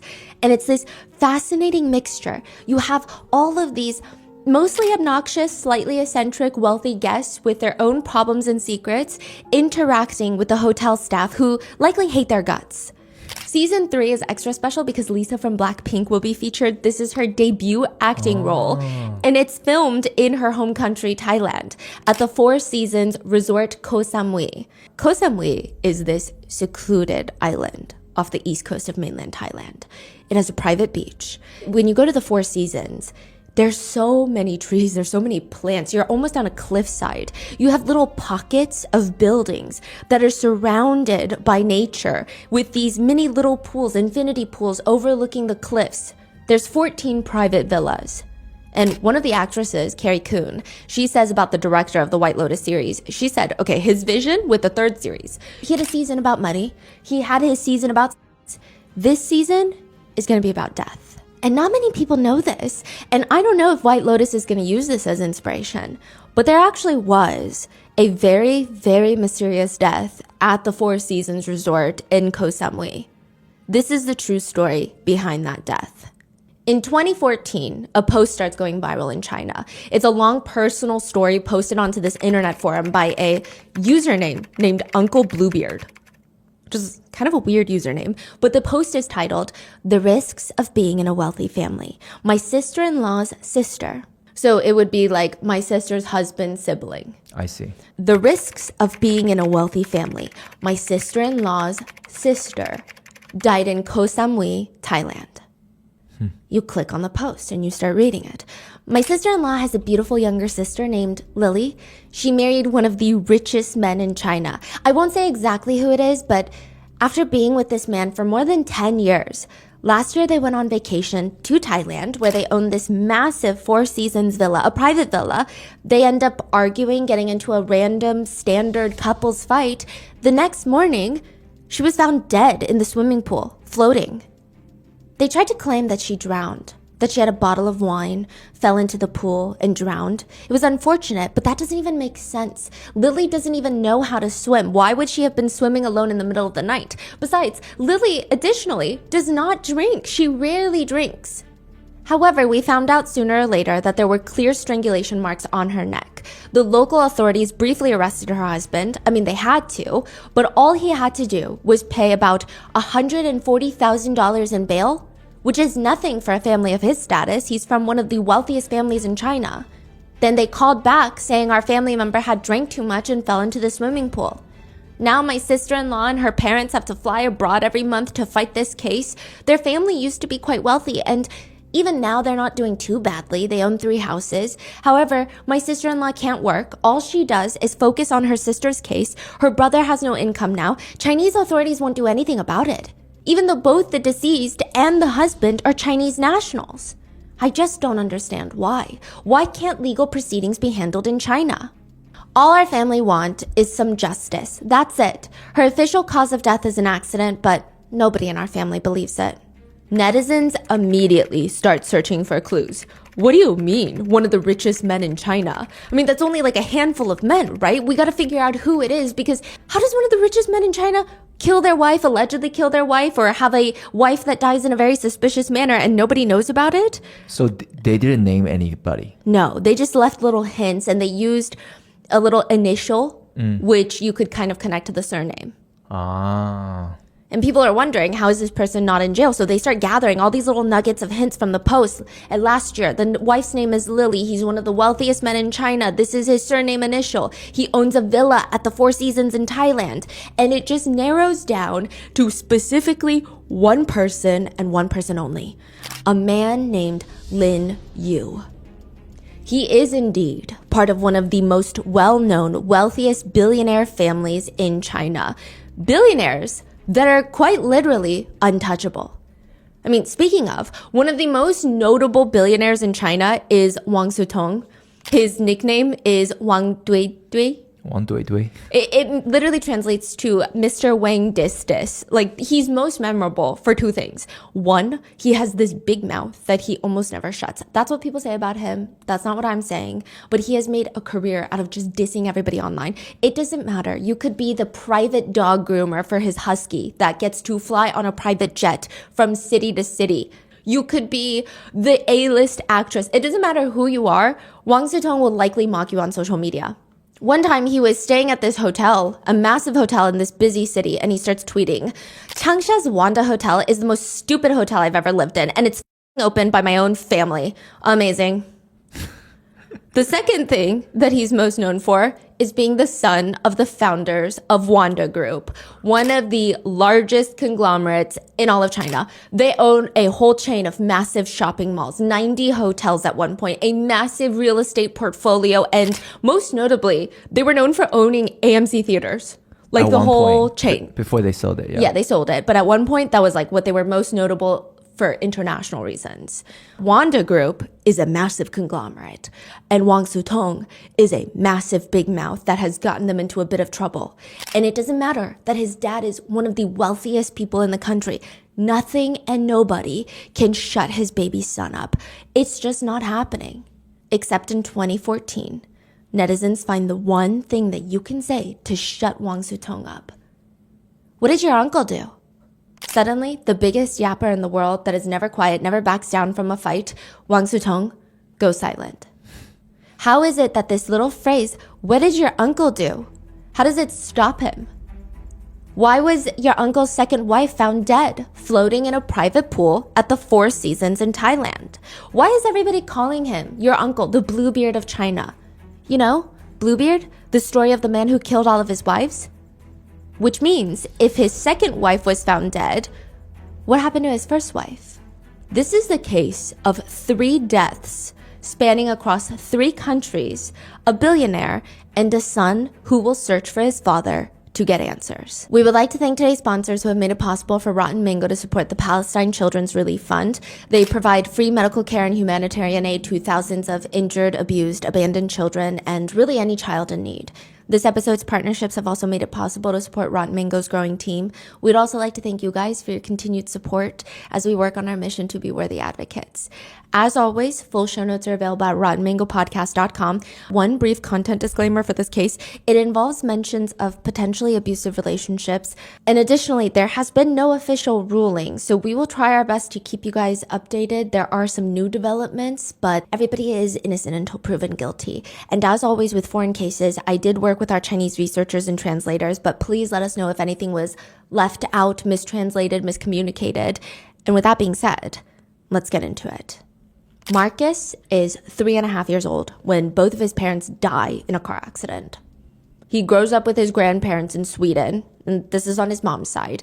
And they all had these like little cassette tapes with old videos of Marcus with his parents. And those are the only memories he has. I mean, honestly, the only memory he has of his mom is, he says, "I just remember a day we sat in the apartment. She was cooking chicken soup, and she kept feeding me chicken soup with this big spoon. I mean, I don't know how it would have tasted today, but it was the tastiest thing I've ever eaten, at least in memory." That is it. That's his only memory, really, of his mom, unless he's watching those cassette tapes. And then one day, he turns 8. It's like around 8 years old. And he decides, I am going to record some Disney Channel shows on a cassette tape so I can watch it over and over. I can rewind it or just keep it for an episode that I like. And the first step that he has to do is find a cassette tape inside the house that he can record on. He goes to his grandparents' giant stash of cassette tapes. Now, the problem is he can't re-record over a cassette tape that's important. Because some cassette tapes are memories. Some of them are already like TV shows that people have re-recorded. Yeah. So he grabs a cassette tape that looks like it's just a TV show programming, the local news. He pops it in just to make sure it's nothing important. And it's the news. He's correct. It's not like a memory. It's not a video camera of a vlog of their days. He's like, perfect. He's about to take it out. And he sees this familiar face pop up on the news. His mom. Why is his mom on the news? Why did his grandparents record this? It's so strange. And the news anchor then says, an update on the woman who disappeared the other day. She was found dead and murdered. There is a motive, but the authorities are deciding not to make that information available to the public. Wait, 8-year-old Marcus stumbled Yes. upon the news back in the days. Yes, he was 8 when he realized his parents were not killed in a car accident. His mom was murdered, and her case would actually be one of the bigger unsolved cases in Sweden. Nobody really goes missing in Gothenburg, at least not then. And if you do go missing, you would be found within 12 to 24 hours. Until March 18th, Veronica drops off 3-year-old Marcus at kindergarten, and the timer starts. Her schedule is cutthroat. She's a mom. She's a student. So after dropping off Marcus at kindergarten, she's got to go to the university campus. She's got to attend classes trying to get her engineering degree. Once she's out of class, everything is timed to a T. She gets out of class. She goes straight home to where she lives with her parents and Marcus. In the apartment building, she spends time with Marcus. Usually on the way home, when she finally gets a second to breathe, she'll call up her best friend Jenny to catch up. But that day, the call never comes because Veronica doesn't go home that day. By 9 p.m., her parents report her missing. Hi, I'd like to report a missing person. She's 30 years old, about 5'5", long dark brown hair, probably wearing a leather jacket and a blouse. Veronica's family explained how she's supposed to be home at 5 p.m. It's already 9 p.m. It doesn't make sense. The police are like, 5 p.m. today? Like 4 hours ago? You're freaking out because your daughter was supposed to be home. Your 30-year-old daughter was supposed to be home 4 hours ago, and she's not, and you're calling us. She may have disappeared on her own free will. Yes, sure, whatever. But this is not like her. She has a 3-year-old son. Veronica's family are insistent, okay? They're not giving up. This is not normal, not even in the slightest. The police have to do something.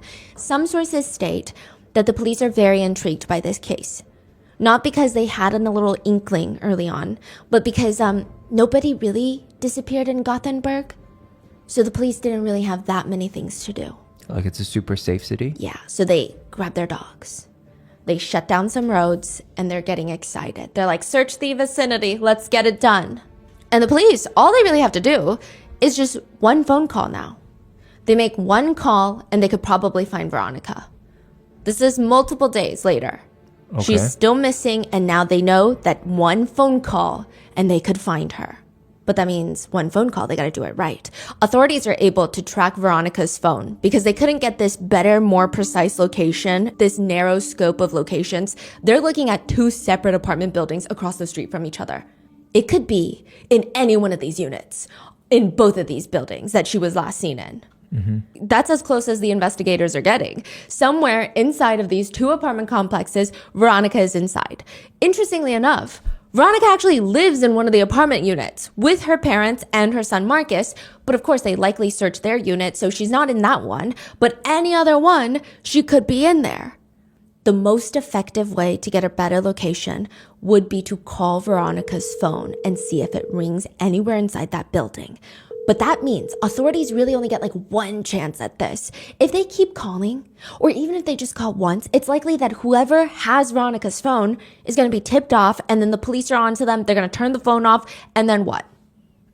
So they feel like, let's say one of the neighbor has her phone. They will only let the phone ring once before they shut it off. Yes. I mean, they might have already shut it off. They might have silenced it, but they can't take that risk. Right. They got to let it ring once. So what do? They have a police officer outside every single door in that apartment building, both, and they get one phone call. You're kidding. One phone call. Do you know how many there are? I think there were like 100, over 100, yeah. So every police officer is stationed outside each apartment unit, and they will wait for the signal. If they hear a ring, they're one step closer to finding Veronica. They dial Veronica's phone, get the crowbar. They hear her phone ringing, and they find the unit. It's time to break in. And it's a strange revelation, or maybe it's like a coincidence, because this is the apartment unit directly under Veronica's family apartment. So strange. One of the first investigators to step into the apartment, they say that they turn into the restroom inside the apartment unit once they break in, and the grout on the tiles, the floor, the tub, the sink, I mean, there was blood everywhere. It was like a red restroom. Around the corner, there's this hallway, and that's where they find Veronica. She had been there right under her parents' apartment this whole time. I mean, what was she even doing inside this unit? Investigators state, I take a step in, and on the right towards the bedroom in the hallway, there's a woman. She's lying in a very large pool of blood, and, well, she's dead. And now there's even more questions.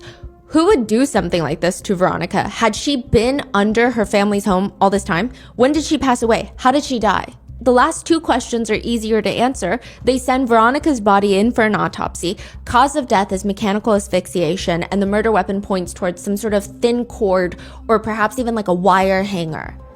Time of death being almost exactly the same time as the report of her being missing was made. So that night, March 18th, that night, around 9 p.m., which means she was likely killed in the process of coming home from school that day. She had almost made it up to the family's apartment unit on the 2nd floor when somehow she ends up in this 1st floor unit.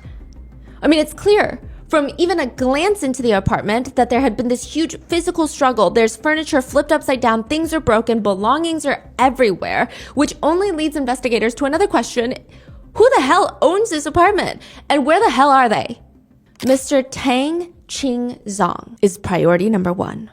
Find him, the owner of the unit, and likely the authorities will get the answers that they're looking for. So far, here's what they know about Mr. Tang. Mr. Tang is a 44-year-old man. He has a wife and kids in China, but he is working in Sweden. He rented that unit downstairs for the past few years now. He lives alone, and that's it. That's all they know about him.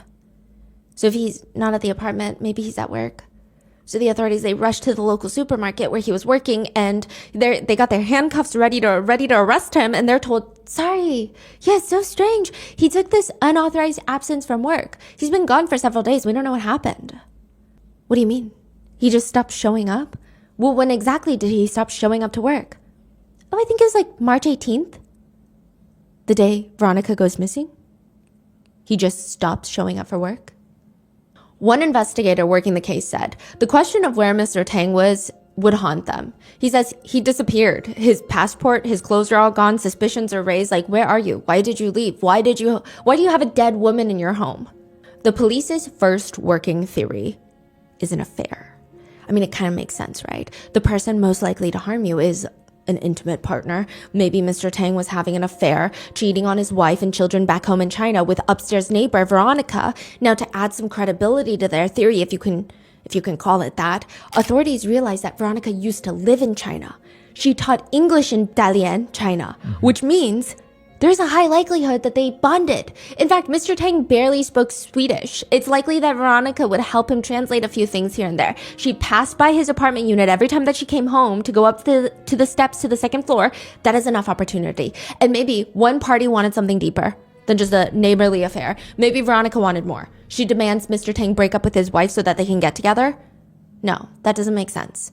That doesn't sound like Veronica, according to every single person that knows her. So maybe it's the other way around. Maybe Mr. Tang wanted something more, but Veronica refused. And it's a case of if I can't have you, then nobody can have you. That's the theory. And it is solely based on the fact that Veronica lived in China before and had an interest in Chinese men. That's quite literally it. The police are like, yeah, that's the conclusion that we're coming to. Veronica's parents, they rightly oppose this theory. There's zero evidence that the two of them were having any sort of affair, and this is just kind of bizarre. And so the police go back to exactly what worked. The easiest thing to do. What helped them find Veronica? The phone. So they track Mr. Tang's phone. Affair or not, if you can find him, he can tell you exactly what happened. So investigators start tracking his phone. He's not picking up his calls. He's not picking up his texts, but his cell phone data shows that he's moving quick. There is no way that he's walking. He must be on some sort of moving car, moving train. He's fleeing Gothenburg. It looks like he's trying to make it to Denmark. Wait, so this is so strange. He stopped now.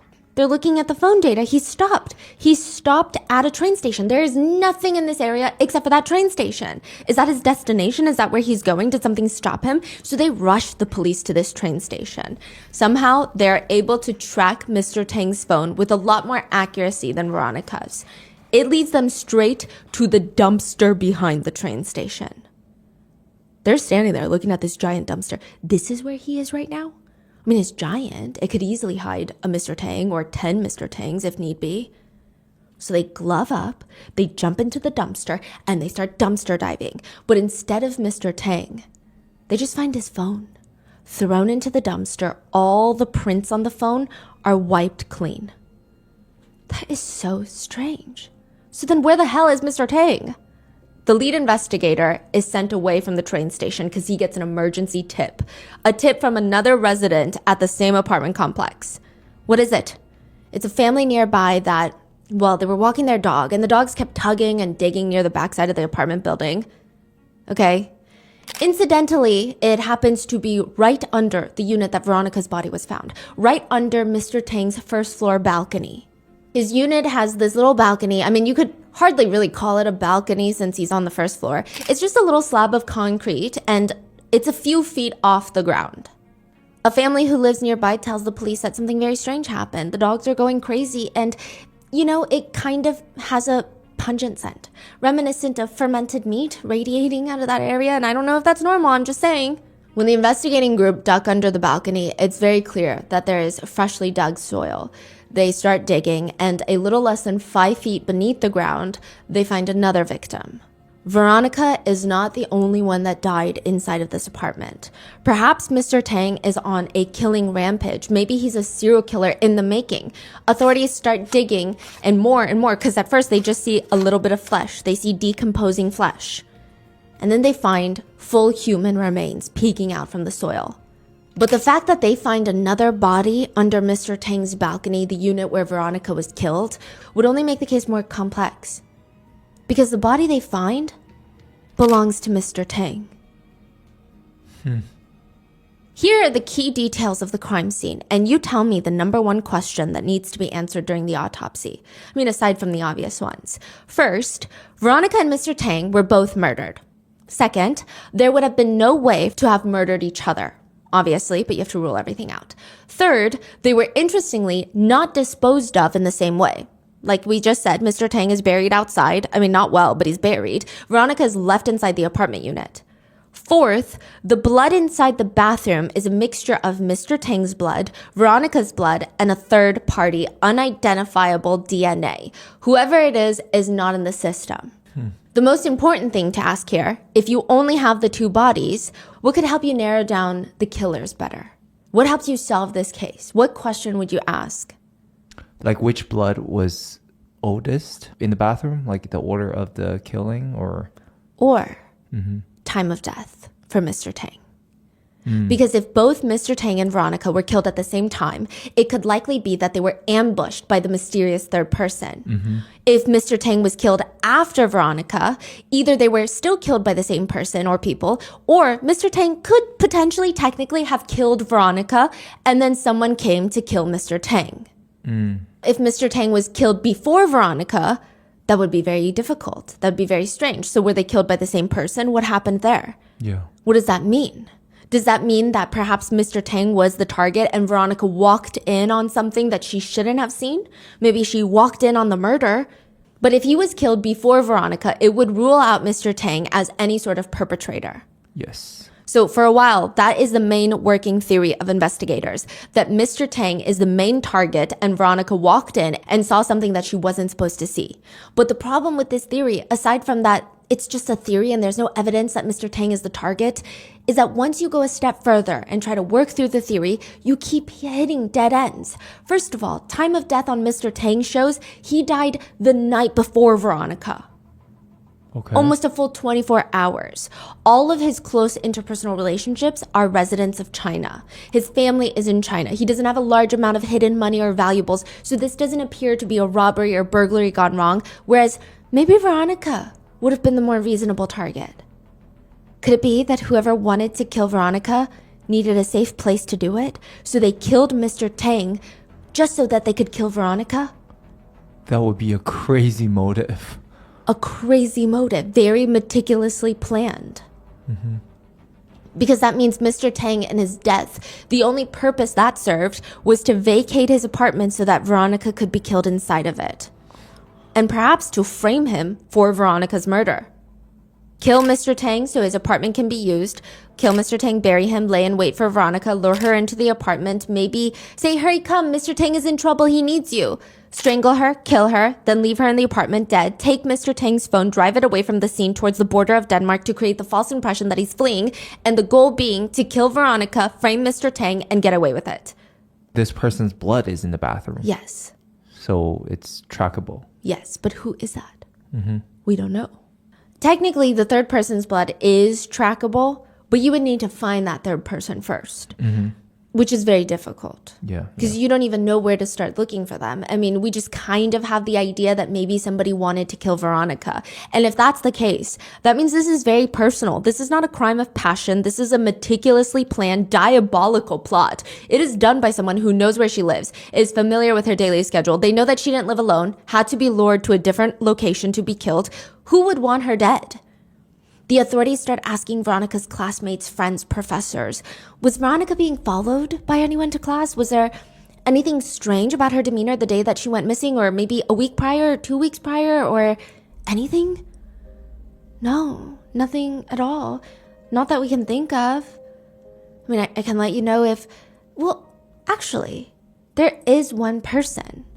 One classmate explains, she was going through marriage and custody issues with her husband. He lives in China, but he was in Sweden visiting when she went missing. He was? When Veronica's family is asked about this, when her parents are asked, they're so confused. Her husband was here? He comes a few times a year from China to Sweden, and he will always let us know in advance because he stays in the family apartment unit. Why would he be in Sweden? Why wouldn't he tell us? He always calls ahead and he always stays with us. Except this time? Veronica was last seen March 18th. Her husband arrived in Gothenburg March 16th without letting Veronica's parents know. That is very suspicious, isn't it? Authorities search for Veronica's husband, but it's too late now because he's long gone. He's checked out of the Sheraton hotel that he was staying at. The police go in, they search that hotel room top to bottom just in case housekeeping missed anything. In this very beige, very orange room, it's kind of depressing. Try to see if there's anything that could point to anything. They're getting into all the little crevices behind the mattress, wedged on the stilts for the mattress underneath the bed, behind the drawers of the restroom sinks. Every single nook and cranny is checked thoroughly, and they scream, "What is that? What is that?"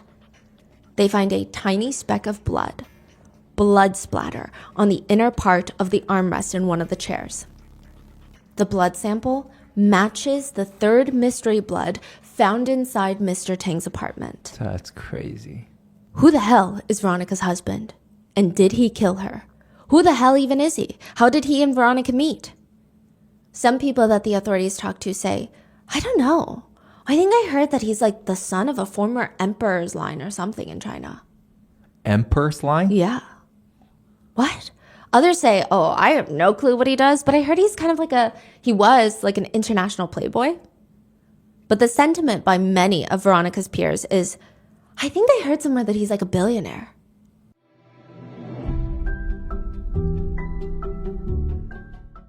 I have never been great with new languages, but we have recently found out that there's 2 people in my family who are practically language geniuses. These are my 2 3-year-old nieces. Did you guys know that kids before the age of 7, they pick up languages incredibly quick? My husband has been talking to them in Chinese whenever he sees them, and they pick it up like it's their first language. The way that they're learning these words intuitively, like they will be eating something and they will just naturally learn the word for that, and they don't forget it. The way that they're able to pronounce is also so much better than me, and I know I'm a couple years older than 7 years old, so it's not going to come as easy, but I do have something that helps me learn new languages. And that's Rosetta Stone's lifetime membership. You can give 25 different gifts in one lifetime this holiday season with Rosetta Stone. Rosetta Stone is the most trusted language learning program available on desktop or as an app. They have this intuitive learning process that guides you with natural word phrases and then sentence progression. So the way you learn, it feels like you're a kid again, and it's actually really fun. They specifically designed their program for long-term retention and genuine language usage. They even have this built-in true accent feature that gives you feedback on your pronunciation like a real teacher or a native speaker would. So if you're like me and you still have the vocabulary of a 3-year-old or none at all, Rosetta meets you wherever you are in your language learning journey. Don't put off learning that language. There's no better time than right now to get started. For a short time, Rotten Mango listeners can get Rosetta Stone's lifetime membership holiday special. This offer will not last long. Visit rosettastone.com/rotten. That's unlimited access to 25 language courses for the rest of your life. Redeem your holiday offer at rosettastone.com/rotten today for yourself or as a gift that keeps giving.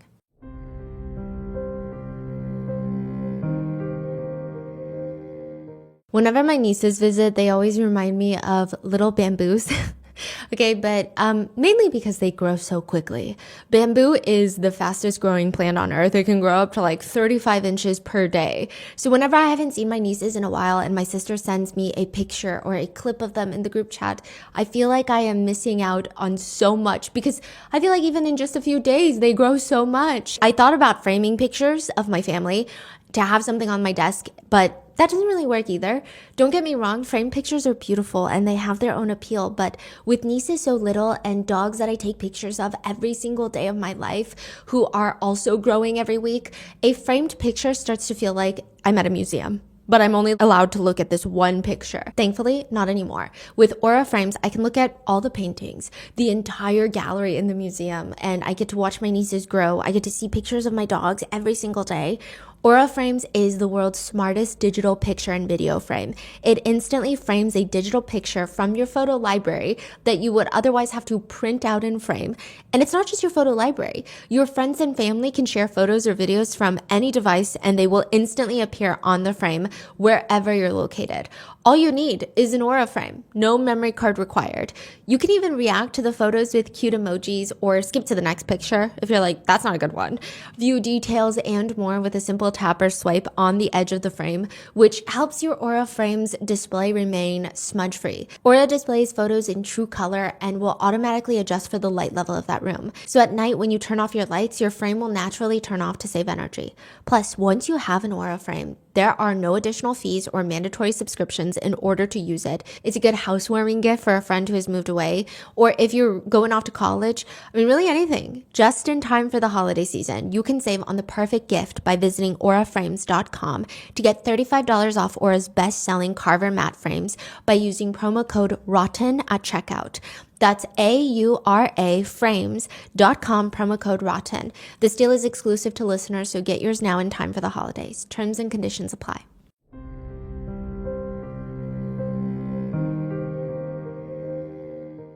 Marcus is now in his 20s when he sits down to write a letter for his dad. Hi, Dad. This is not easy to write, but I'm your son. It's been a long, long time since we last saw each other. I personally had to create my own image of you. I only have a few memories of you, but I've heard a lot about you from others over the years, both negative and positive things, and about the terrible incident. I wonder what really happened between you and my mother. I have so many questions I would like to ask you. I mean, how do you see me? Do you see me as your son? Is there any fatherly love for me? Or am I a person that you don't want to be reminded of? I don't know if it's possible, but I would like to meet you. I would like to sit down eye to eye to get a chance once and for all to know who you are. When I try to create an image of you, it's really hard to put that into words. This letter would be addressed to Lin Yu of the billionaire Wang family. Mr. Wang is technically the billionaire. He's Lin's brother-in-law, and he has one small piece of advice for future generations of entrepreneurs. In one interview, Lin's brother-in-law, Mr. Wang of Wanda Group, this is Wang Sutong's dad. Oh, Wang Jianling. Yes, in one viral interview, he's actually having quite a heartfelt moment where he's talking about how people always come up to him telling him, I want to be a billionaire just like you. Okay, he's like, what do you want to do? What industry? And they don't know. They're just like, I just want to be filthy freaking rich, just like you. And he says to them, I just have one message. He says, for the young people out there listening, set a small goal first. Try to reach that before anything. A small, realistic goal. So, for example, I'm going to make $13 million in the next 3 years. And once you hit that small, teeny goal, you can go from there. $13 million is baby money to this guy? I mean, technically it is. The way it translates, the conversion in Chinese, it will be, let's say, 100 million Chinese RMB, right? So that's like it's an unfathomed amount of money. Yeah. But he's like, you know what? Just set a baby goal, like $100 million. Like start with that first. Start small. Yeah, start small. Hit that little number, and then we can go from there. So that became one of the most viral thing in China. Like anything with that number is like little goal. Little goals, okay? And this is the leader of the Wang family. And to break down the Wang family, you have Mr. Wang, small little goal man. He's the founder of Wanda Group. Then you have his wife, Lin Ning. Now, for the purpose of this video, we're just going to call her Ning for clarity. And the two of them, they share a child, Wang Sutong. Ning is Lin's sister. So Lin Yu, the billionaire husband of these two wives that are found mysteriously dead, is Wang Sutong's uncle on his mom's side. Ning, Wang Sutong's mom, did an interview once where she also goes viral. And she said, whoever I marry will become a billionaire. Oh, yeah. Interestingly, a lot of people would assume that Mrs. Wang's background is at least lagging compared to that of her husband. And people thought, like, when you say something like that, you've got all the men rising up, ready to start a war because they're offended. But actually, everybody agrees with her. Like, the whole nation agreed with her. Because how do you compete with a billionaire husband? Ning can compete. She actually grew up in the very privileged household of a high up government official in China, which it's similar and different than the United States. These are the type of people where you cannot Google their net worth. If you do Google their net worth, they'll probably give you a tiny little number and you're like, that doesn't feel right because why do they live in a $50 million house then? That doesn't make sense. You don't even know exactly how much money they're worth, but you can imagine. I mean, these are the types of people that have yards in Beijing. That's like having a yard in the middle of Manhattan. It is a level of power and wealth that most people cannot even understand. And that is Ning's upbringing. So when Ning marries Mr. Wang Jianlin, he's actually the one with less to offer in their marriage. In fact, Lin and his sister Ning are surrounded by high-ranking families, and Wang is just this random entrepreneur, which even there, some would argue, he's not even as good as his wife, okay? By this point, she had her own investment group, and it had 18 other companies that it was invested in. It owned one of the most affluent private entertainment clubs, the Oriental Club in Beijing. This company would later merge with Wanda Group, her husband's new company. So to put it simply, yes, as Ning said, whoever she married likely would become a billionaire because that's who she is. Some would even argue that Mr. Wang's biggest fortune in life is not founding the company Wanda Group. His real fortune was marrying his wife, Ning. But Ning's brother, Lin, was maybe not really the same. Like, there's nothing inherently weird about Lin. It's not like you can meet him once and just know, oh, this guy is strange. Like, there's something off about him. I mean, I bet he's been accused of murder. Like, you wouldn't get that feeling. Nothing like that at all. In fact, he grew up upper class to a prestigious family. I mean, they know a thing or two about etiquette. He would usually abide by those laws. One former acquaintance said, he's very open, very easy to talk to, easy to become friends with. He was very kind. He never said anything that could be deemed crazy. I mean, not at all. He was incredibly polite. Not that it really matters, because you're part of the Wanda Group family. I mean, they're a big boy company. They're a big boy conglomerate.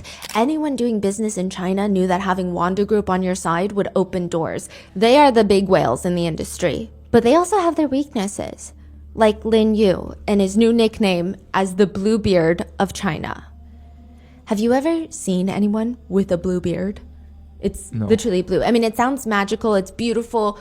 But it's also kind of unsettling. Like, what makes it naturally blue? Is everything okay? That is why they call him Mr. Bluebeard. His beard is blue, his wallets are green. That's the story. It's a fictional story. This is interesting because everybody in China is now calling Mr. Lin the Bluebeard of China. This is where it originates from. The Bluebeard makes up for having this creepy blue beard by being a rich nobleman. But it's still, for some reason, very difficult for him to find a wife because his beard is so strange and it's off-putting. And furthermore, there are these little rumors. You know he was married before, right? He was. Then what happened to his wife? Nobody knows. Vanished. What? Same with his second, third, fourth, and fifth. It takes a while, but with patience, he wins over this young woman from a neighboring family to marry him, with one caveat, one rule. Bluebeard will be going on this extended business trip. His new wife will be left in his estate to do whatever she pleases. And he hands her this huge ring of keys. What are these? The keys grant you access to every single room inside this castle, except he starts clinking through them one by one until he arrives at the smallest, tiniest little key. This one. This little key is that of the closet at the end of the long gallery on the ground floor. Open everything and go everywhere except into that little closet which I forbid you to enter. And I forbid you so strictly that if you should venture to open that door, there is nothing that you may not have to dread from my anger. His new wife promises, I will never open that door. After Bluebeard leaves, his wife naturally has zero interest in that room until she spends most of her time going through every single other room. The rooms in this castle are stunning. Gold gilded mirrors, massive marble statues, intricately carved. Why would she need to open that stupid little door at the end of the hallway with the tiny little key? I mean, there would be no reason for her to do that, right? Like, for what? When she could lounge in the fine riches of her new husband, there would be no good reason for her to open that door. Which is precisely why she is standing in front of that door with her hand holding that tiny little key, hesitating. Because if her husband finds out, he will be so angry his beard will probably turn red. But if she does not open the door, she's going to lose sleep for who knows how long. I mean, that's it. Just do it once, get it over with. Just open the door, take a little peek. She will never have to wonder or think about what's behind this door. She pushes open the door, steps 1 foot in. It's dark, but there is a scent. Rusty metal. She looks down. Floors are clotted with blood. And when her eyes trail upwards, now she knows what happened to his former wives. They're all here, hanging. She covers her mouth to cover up the scream, drops the key into the blood accidentally. She picks it up, closes the door behind her, runs back to her room. She needs to get herself composed ASAP. Her husband is going to be back home. They're in the middle of the countryside in his estate. There's nowhere she can run, which means she has to act like she didn't see a single thing. She's splashing water on her face. Oh my God, the key. She grabs it. She's running it under the water in the sink. The blood's not coming off. And when the husband gets home, it is so very clear what she's done. He doesn't even need to guess. She's shaking like a wet dog. Finally, he tells her that it's time to take your place with the other wives in the closet. Go on now. Because the story of the Bluebeard and his wife, it is unclear whether he was going to kill her or not had she not opened that closet door. But because she did, because she knew the fate of his previous wives, now she knows too much and now she has to die. The estates at the Four Seasons Resort in Thailand make the most sense for married couples. I mean, as much sense as $7 million makes. Each private villa on the Four Seasons Resort comes with their own home, first of all, with all the designer finishes, an infinity-edged pool overlooking the breathtaking views, custom bathtubs, rain showers, fully equipped kitchens, state-of-the-art facilities. It's like living in your own dream house mansion in Thailand while still having a private butler and full access to all the Four Seasons Resort facilities, restaurants, spa, water sports activities, all here on the premise. On the estate, you have about 2 million plants, made up of 1.5 million different precious species, along with 867 naturally occurring coconut trees. It is described as, quote, the perfect blend of modern and Southeast Asian Thai style. Villas are each around 11,000 square feet, and the best part is there's only 14 of them. Rich people love that. Sure, limited edition is great. Numbered edition, where there's a finite number and everybody knows, even better. Wow. A few years after Veronica is found murdered, a massive purchase is made at the Four Seasons estate in Thailand. One of the exclusive 14 luxury villas has been sold, purchased by none other than Lin, the brother of Mrs. Wang of Wanda Group. It is at that $7 million vacation estate that the Thai police will be called in.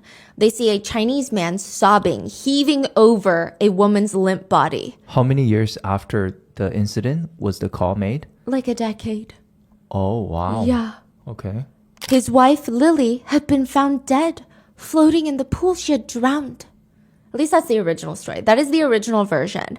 They were at their estate in Thailand to get away from the busy city, to get away from work. It's supposed to be a romantic little trip.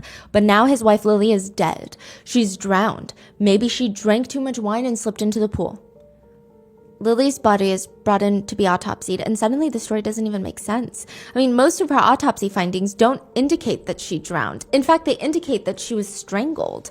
That is her official cause of death, briefly. Adding to this bizarre situation, Lily has been dead for the past 8 to 10 hours. Sure, the estate is 11,000 square feet, but it's not that big. And the infinity pool for each villa, you can imagine that they're like the focal point of the estate. You're gonna see it. How did Lin not realize that his wife was not only missing for 8 to 10 hours, but also floating dead in the pool? These are the questions that Lin seems to have a hard time answering with the Thai police. I mean, there's a lot of questions, in fact, that Lin cannot answer, or perhaps he doesn't want to answer them. Like, why did you and your wife refuse to have the private butler consistently come during this trip? Was it because you had plans? It should also be noted that during Lin's initial interrogation by the Thai police, he had multiple scratches, deep scratches on his shoulder. It's pretty far back. It's basically on his back. When questioned about that, Lin initially tells them, I mean, I also was drunk that night, and obviously I didn't notice that my wife had drowned, so perhaps I injured myself and I was scratching myself or something. Thai police have every intention of figuring that one out. They say, oh, okay, that's a very cool explanation. That's actually riveting. Let's do it again. They bring him a bucket of paint. They have him dip his fingers into it and ask him to reach towards the back shoulder area to see just how far he can reach to scratch himself. He could not replicate reaching far back enough to give himself those wounds.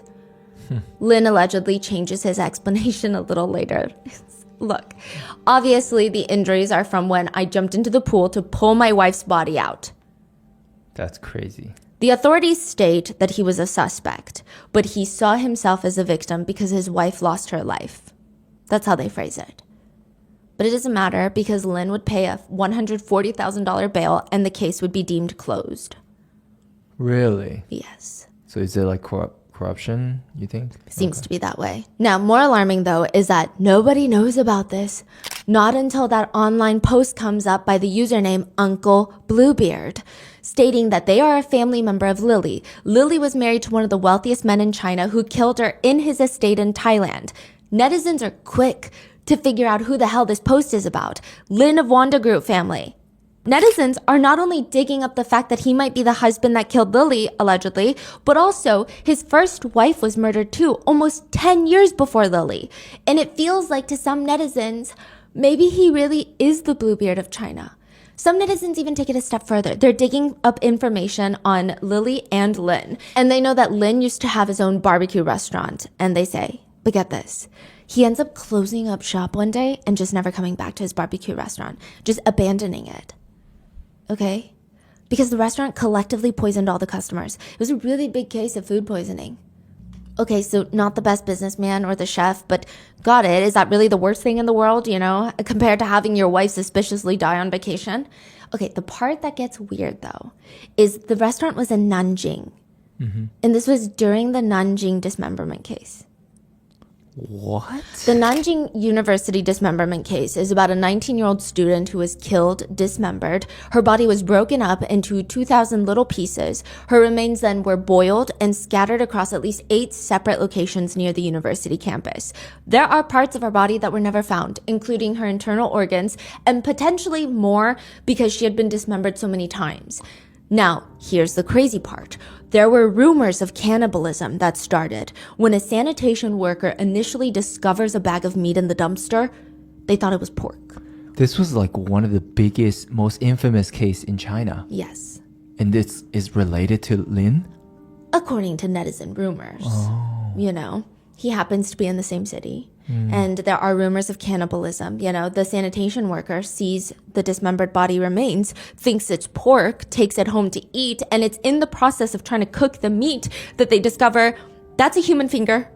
That is not pork. They call the police. Which then, of course, has people wondering, what if the other parts of the victim's body were never found because they were sold to local restaurants as meat because they look like meat?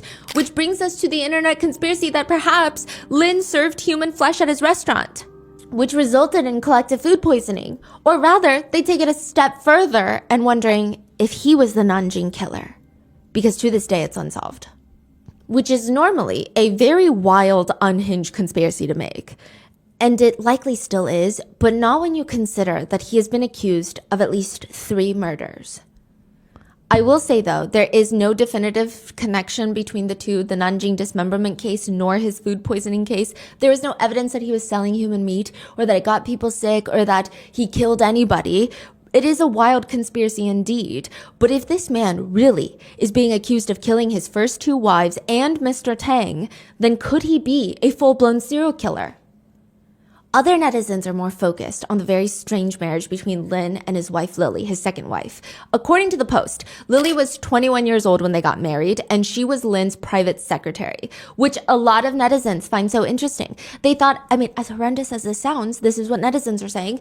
And sure, there might be cases where it's unique and there are always exceptions that don't fit the mold, but most of the time, people with that level of status, these billionaire families who come from government official families, they typically marry someone that's somewhat comparable. Yeah, that's big in China, yeah. They typically don't marry their secretary, which one could argue that with Veronica and Lin weren't technically on the same level financially, but it does appear that he didn't take their marriage very seriously. She lived in Sweden. He thought it'd be nice to have a family in Europe, and then when he came to China, nobody really knew that he had a whole other family in Sweden.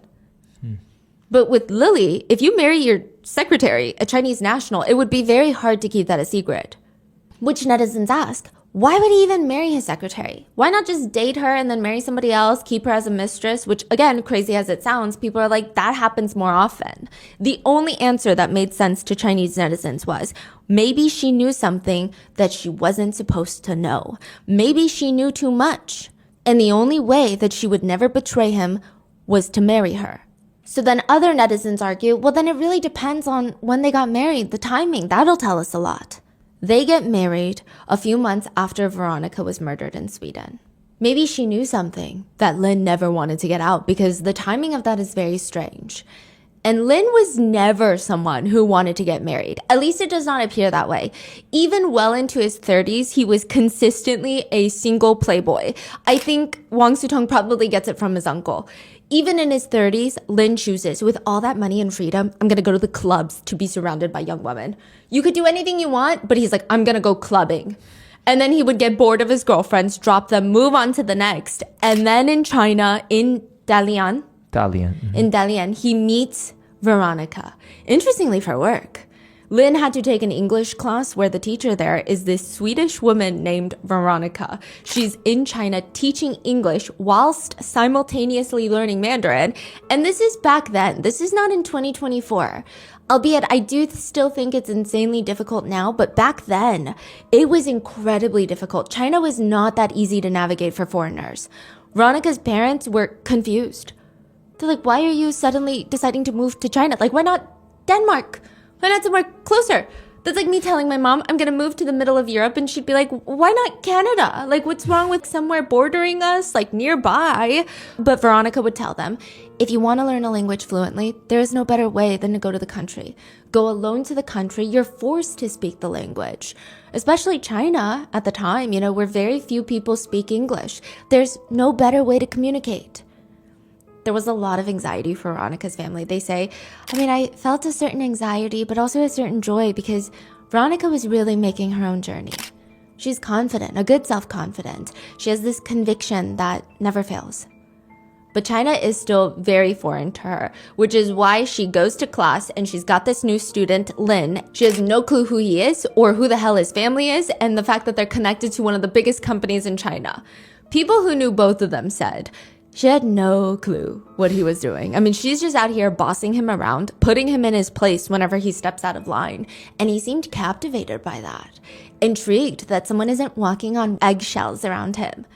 And within 6 months, Veronica is sitting in front of Lin's dad explaining how they are pregnant.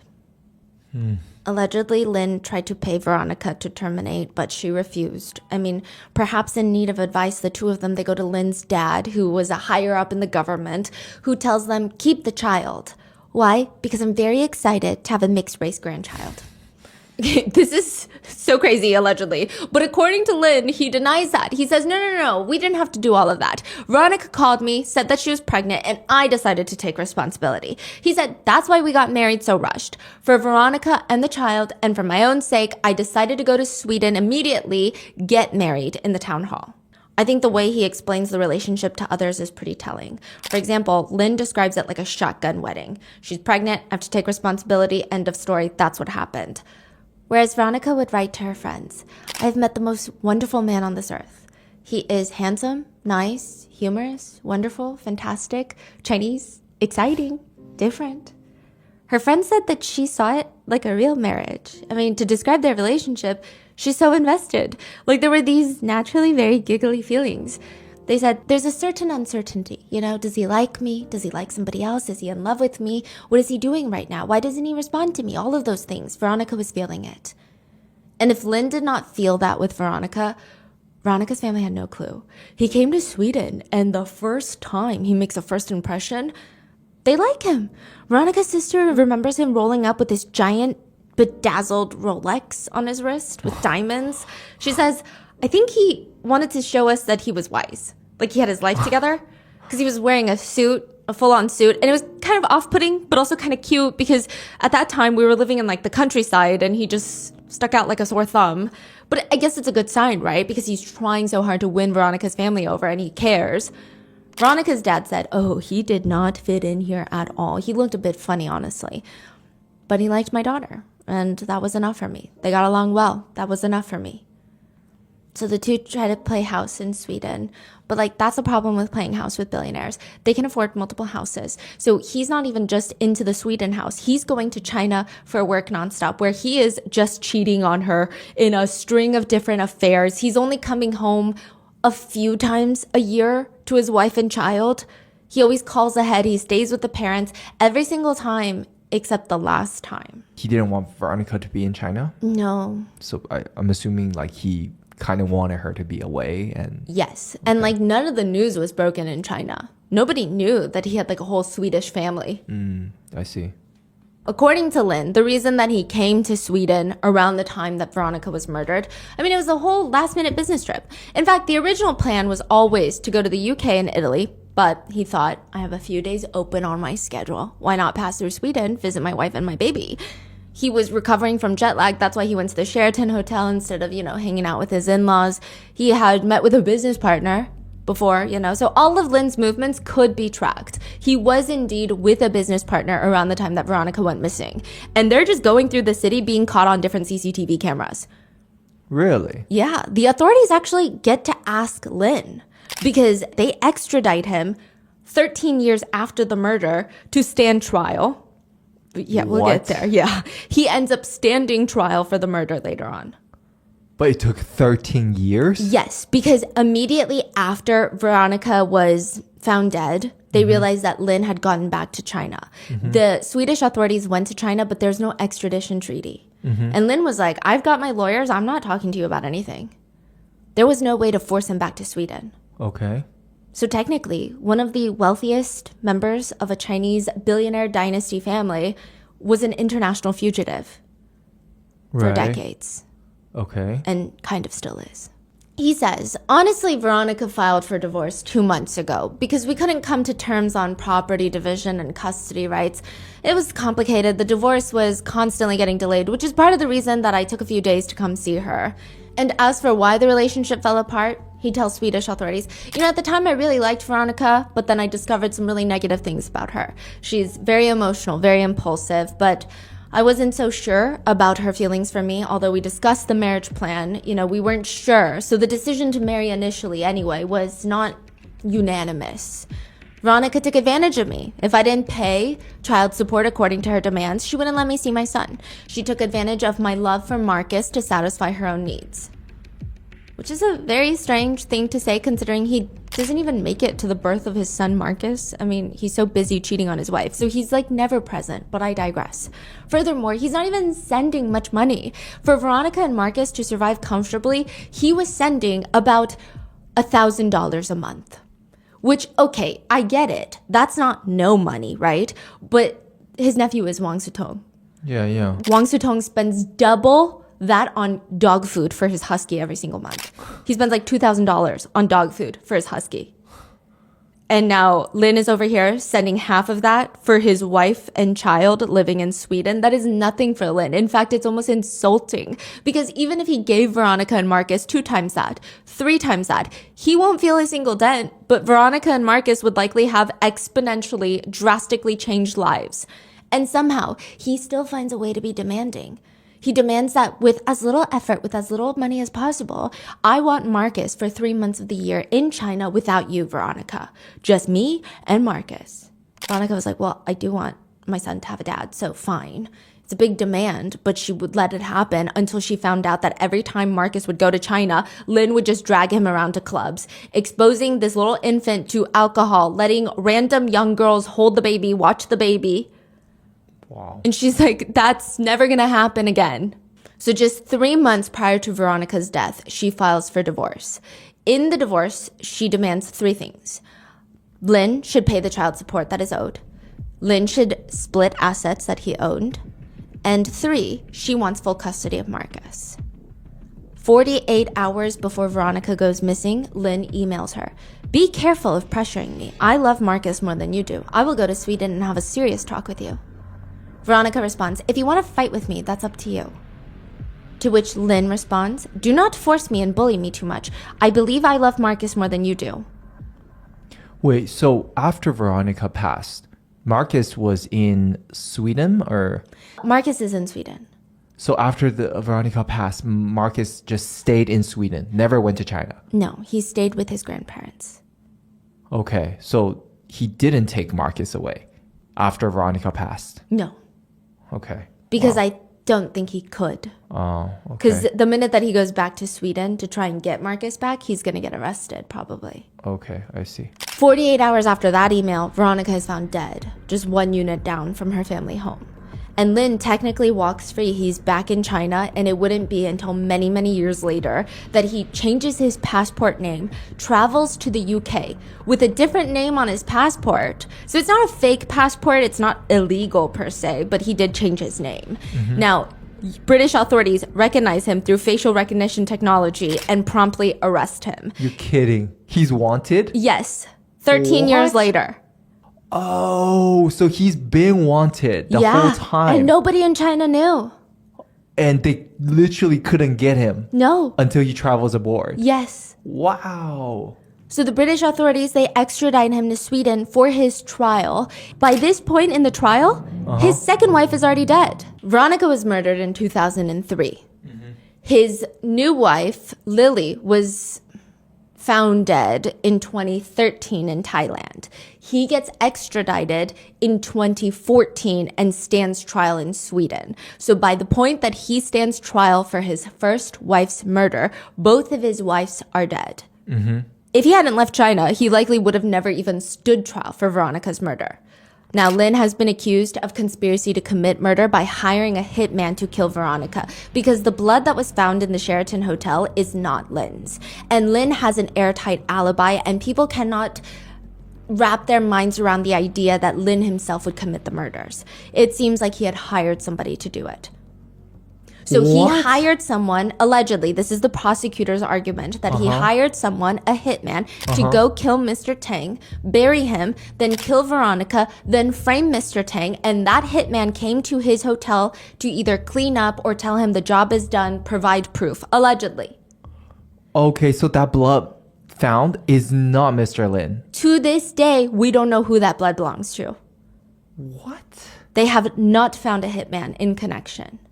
I think it's also very difficult because Swedish authorities cannot get all of his bank statements from China, likely, any transfers of cash. I think that there's a huge culture and investigation clash that they're unable to access. I see. So to this day, they don't know who actually did the killing. The prosecutors do not believe that Lin was the one that was holding the knife or strangling someone. Lin tells authorities that he was in Europe for business. But that's a lie, because after leaving Sweden, remember how he said he was going to go to the UK and Italy for business? He goes straight to the UK, and the next thing he does is book a flight to China. He just stops by the UK. That's it. 2, Lin's last messages to Veronica prove that he has a motive to kill Veronica. 3, on the night of both Mr. Tang and Veronica's deaths, hotel employees at the Sheraton Hotel state Lin had this tall Asian man entering Lin's hotel room twice. Prosecutors believe that that is a hitman. And 4, prosecutors argue that Lin changed his name multiple times to receive documentation so he could travel without being extradited to Sweden. Lin's defense argued, which, side note, he had 3 highly compensated attorneys repping him, which is very rare in Sweden, where most defendants, they opt to be represented by public defenders. On top of that, every day in court, Lin is rolling up to the defense table with a better suit than all of his high-powered attorneys. They argue, first of all, lying to the authorities about your business plans is hardly evidence of intent to commit a double homicide. Besides, he could have just had a change of plans. Second, he has a solid alibi, and that tall Asian man that came to his hotel room does not prove anything. That feels a little racist. The courts were unable to find that man. Any transaction that would indicate that Lin hired a hitman, they couldn't find any proof of that. So the defense claims all of this is circumstantial. Also, he changed his name frequently because in China there are provincial rules, like each individual can only own a certain number of properties. So he's trying to bypass those regulations. Like many other successful businessmen in China, they have 5 million different names. And all those questions that he cannot find appropriate answers to during this trial, well, that's because the murder happened so many years ago. You know, that's a very long time. He can't remember those details. He was found guilty and sentenced to life in prison. Wow. Veronica's dad said this completely changed how he saw Lin as a person. He said, my relationship with him changed overnight, from maybe never liking him but accepting him because my daughter loved him, and finding him quite nice to me, and then again to really hating him. Really, I found him guilty. Unbeknownst to the rest of Veronica's family, Lin had a new plan. He and his attorneys filed for an appeal stating that a juror, one of the 12 jurors that sentenced him to life in prison, was biased and unqualified to be a juror. If this accusation is true, that means Lin would be released from prison and freed of all of his charges. He would likely have to undergo a retrial, but he would be free until that happens. Free, and nobody could stop him from leaving the country. That's crazy. So what did the juror do? This juror went on to tweet about Lin, sharing articles about Lin directly, talking about how Lin was evading arrest by changing his name multiple times. He would tweet something along the lines of, several different identities, but hey, what do I know? That is like the most reckless thing a juror can do. But naturally, it gets worse. The same juror posted pictures on Facebook of Hitler. Lin's attorneys argue, Lin believes that the image on the juror's Facebook profile suggests that during the trial, the juror intended to publicly align himself with the values historically associated with those in the photo. Hitler was namely racist, xenophobic, and that is particularly concerning given that the juror was handling a case involving Lin, an Asian defendant, on matters that touch upon these issues. Ultimately, the court upholds Lin's objection and the case is thrown out. Just like that? Just like that. What? Since Lin is technically acquitted for his charges, he is released on the spot. He goes straight from the courthouse directly to the airport, boards a plane, and heads back to China, where again, there are no extradition treaties.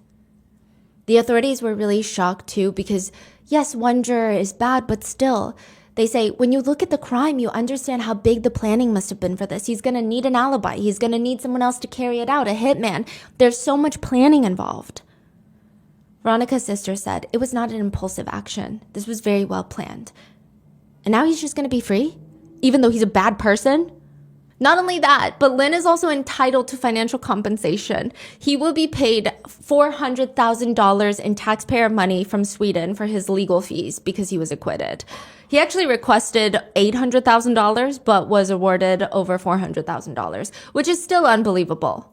Technically, I guess one could say that Lin, one of the most high-profile businessmen in China, linked to a billionaire family, is an international fugitive because Sweden, they want to retry him.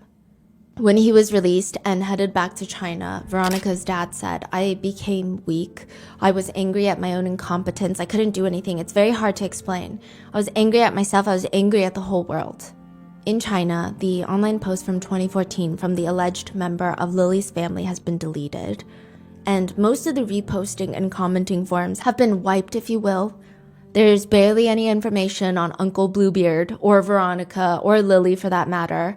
It wasn't until this year that things started gaining traction again because Lin has been questioned by Chinese authorities who have stated that they are investigating him for a homicide. One of the homicides? Yes, or? it seems like it's Veronica's. Really? So we don't know if China is going to extradite him, even though there is no extradition treaty. We don't know if he's going to be tried in China. We don't know if they're going to investigate Lily's death. So we don't know. Many netizens do believe that the Wang family are using money to suppress the conversation around this case, though. Oh, this is also crazy. Just 6 months after Lily's death, Wang Sutong brought a group of influencers to the exact villa in Thailand for a party. But even when people post about that, it gets taken down. You're talking about the Lotus 3 resort? Yes. They're like, hey, did you know Wang Sutong was there 6 months after his aunt died in the pool? And then it just gets taken down. People are like, ooh. Let's just not talk about this. Shady. So earlier you mentioned Marcus, the son, right? He was writing a letter to his dad? Yes. So Marcus was told that both of his parents died in a car accident. When he turns 8, he discovers that cassette tape. He does not tell his grandparents. In fact, it's not until years later when he's in his teenage years that his grandparents sit him down to tell him the truth. And he tells them, I already knew. So then he tries to process these emotions once again. And recently, in his 20s, he's worked on a documentary in Sweden called Veronica Lin and the Chinese Millionaire, where he is just, this is how he describes it. Marcus says he's confused. He said for so long, he just tried to deny half of his life, his Chinese side. But now he just wants answers. He's hired a Chinese researcher to help him track down his dad in China. He's learning Mandarin. So once he reunites with him, he can ask him all the questions he wants. And he said the whole thing was just shocking. You know, it turns out that Lin is not even behind the scenes in his companies in China. He's invested into multiple large pharmaceutical companies. He does seminars where he teaches others on how to do what he's done.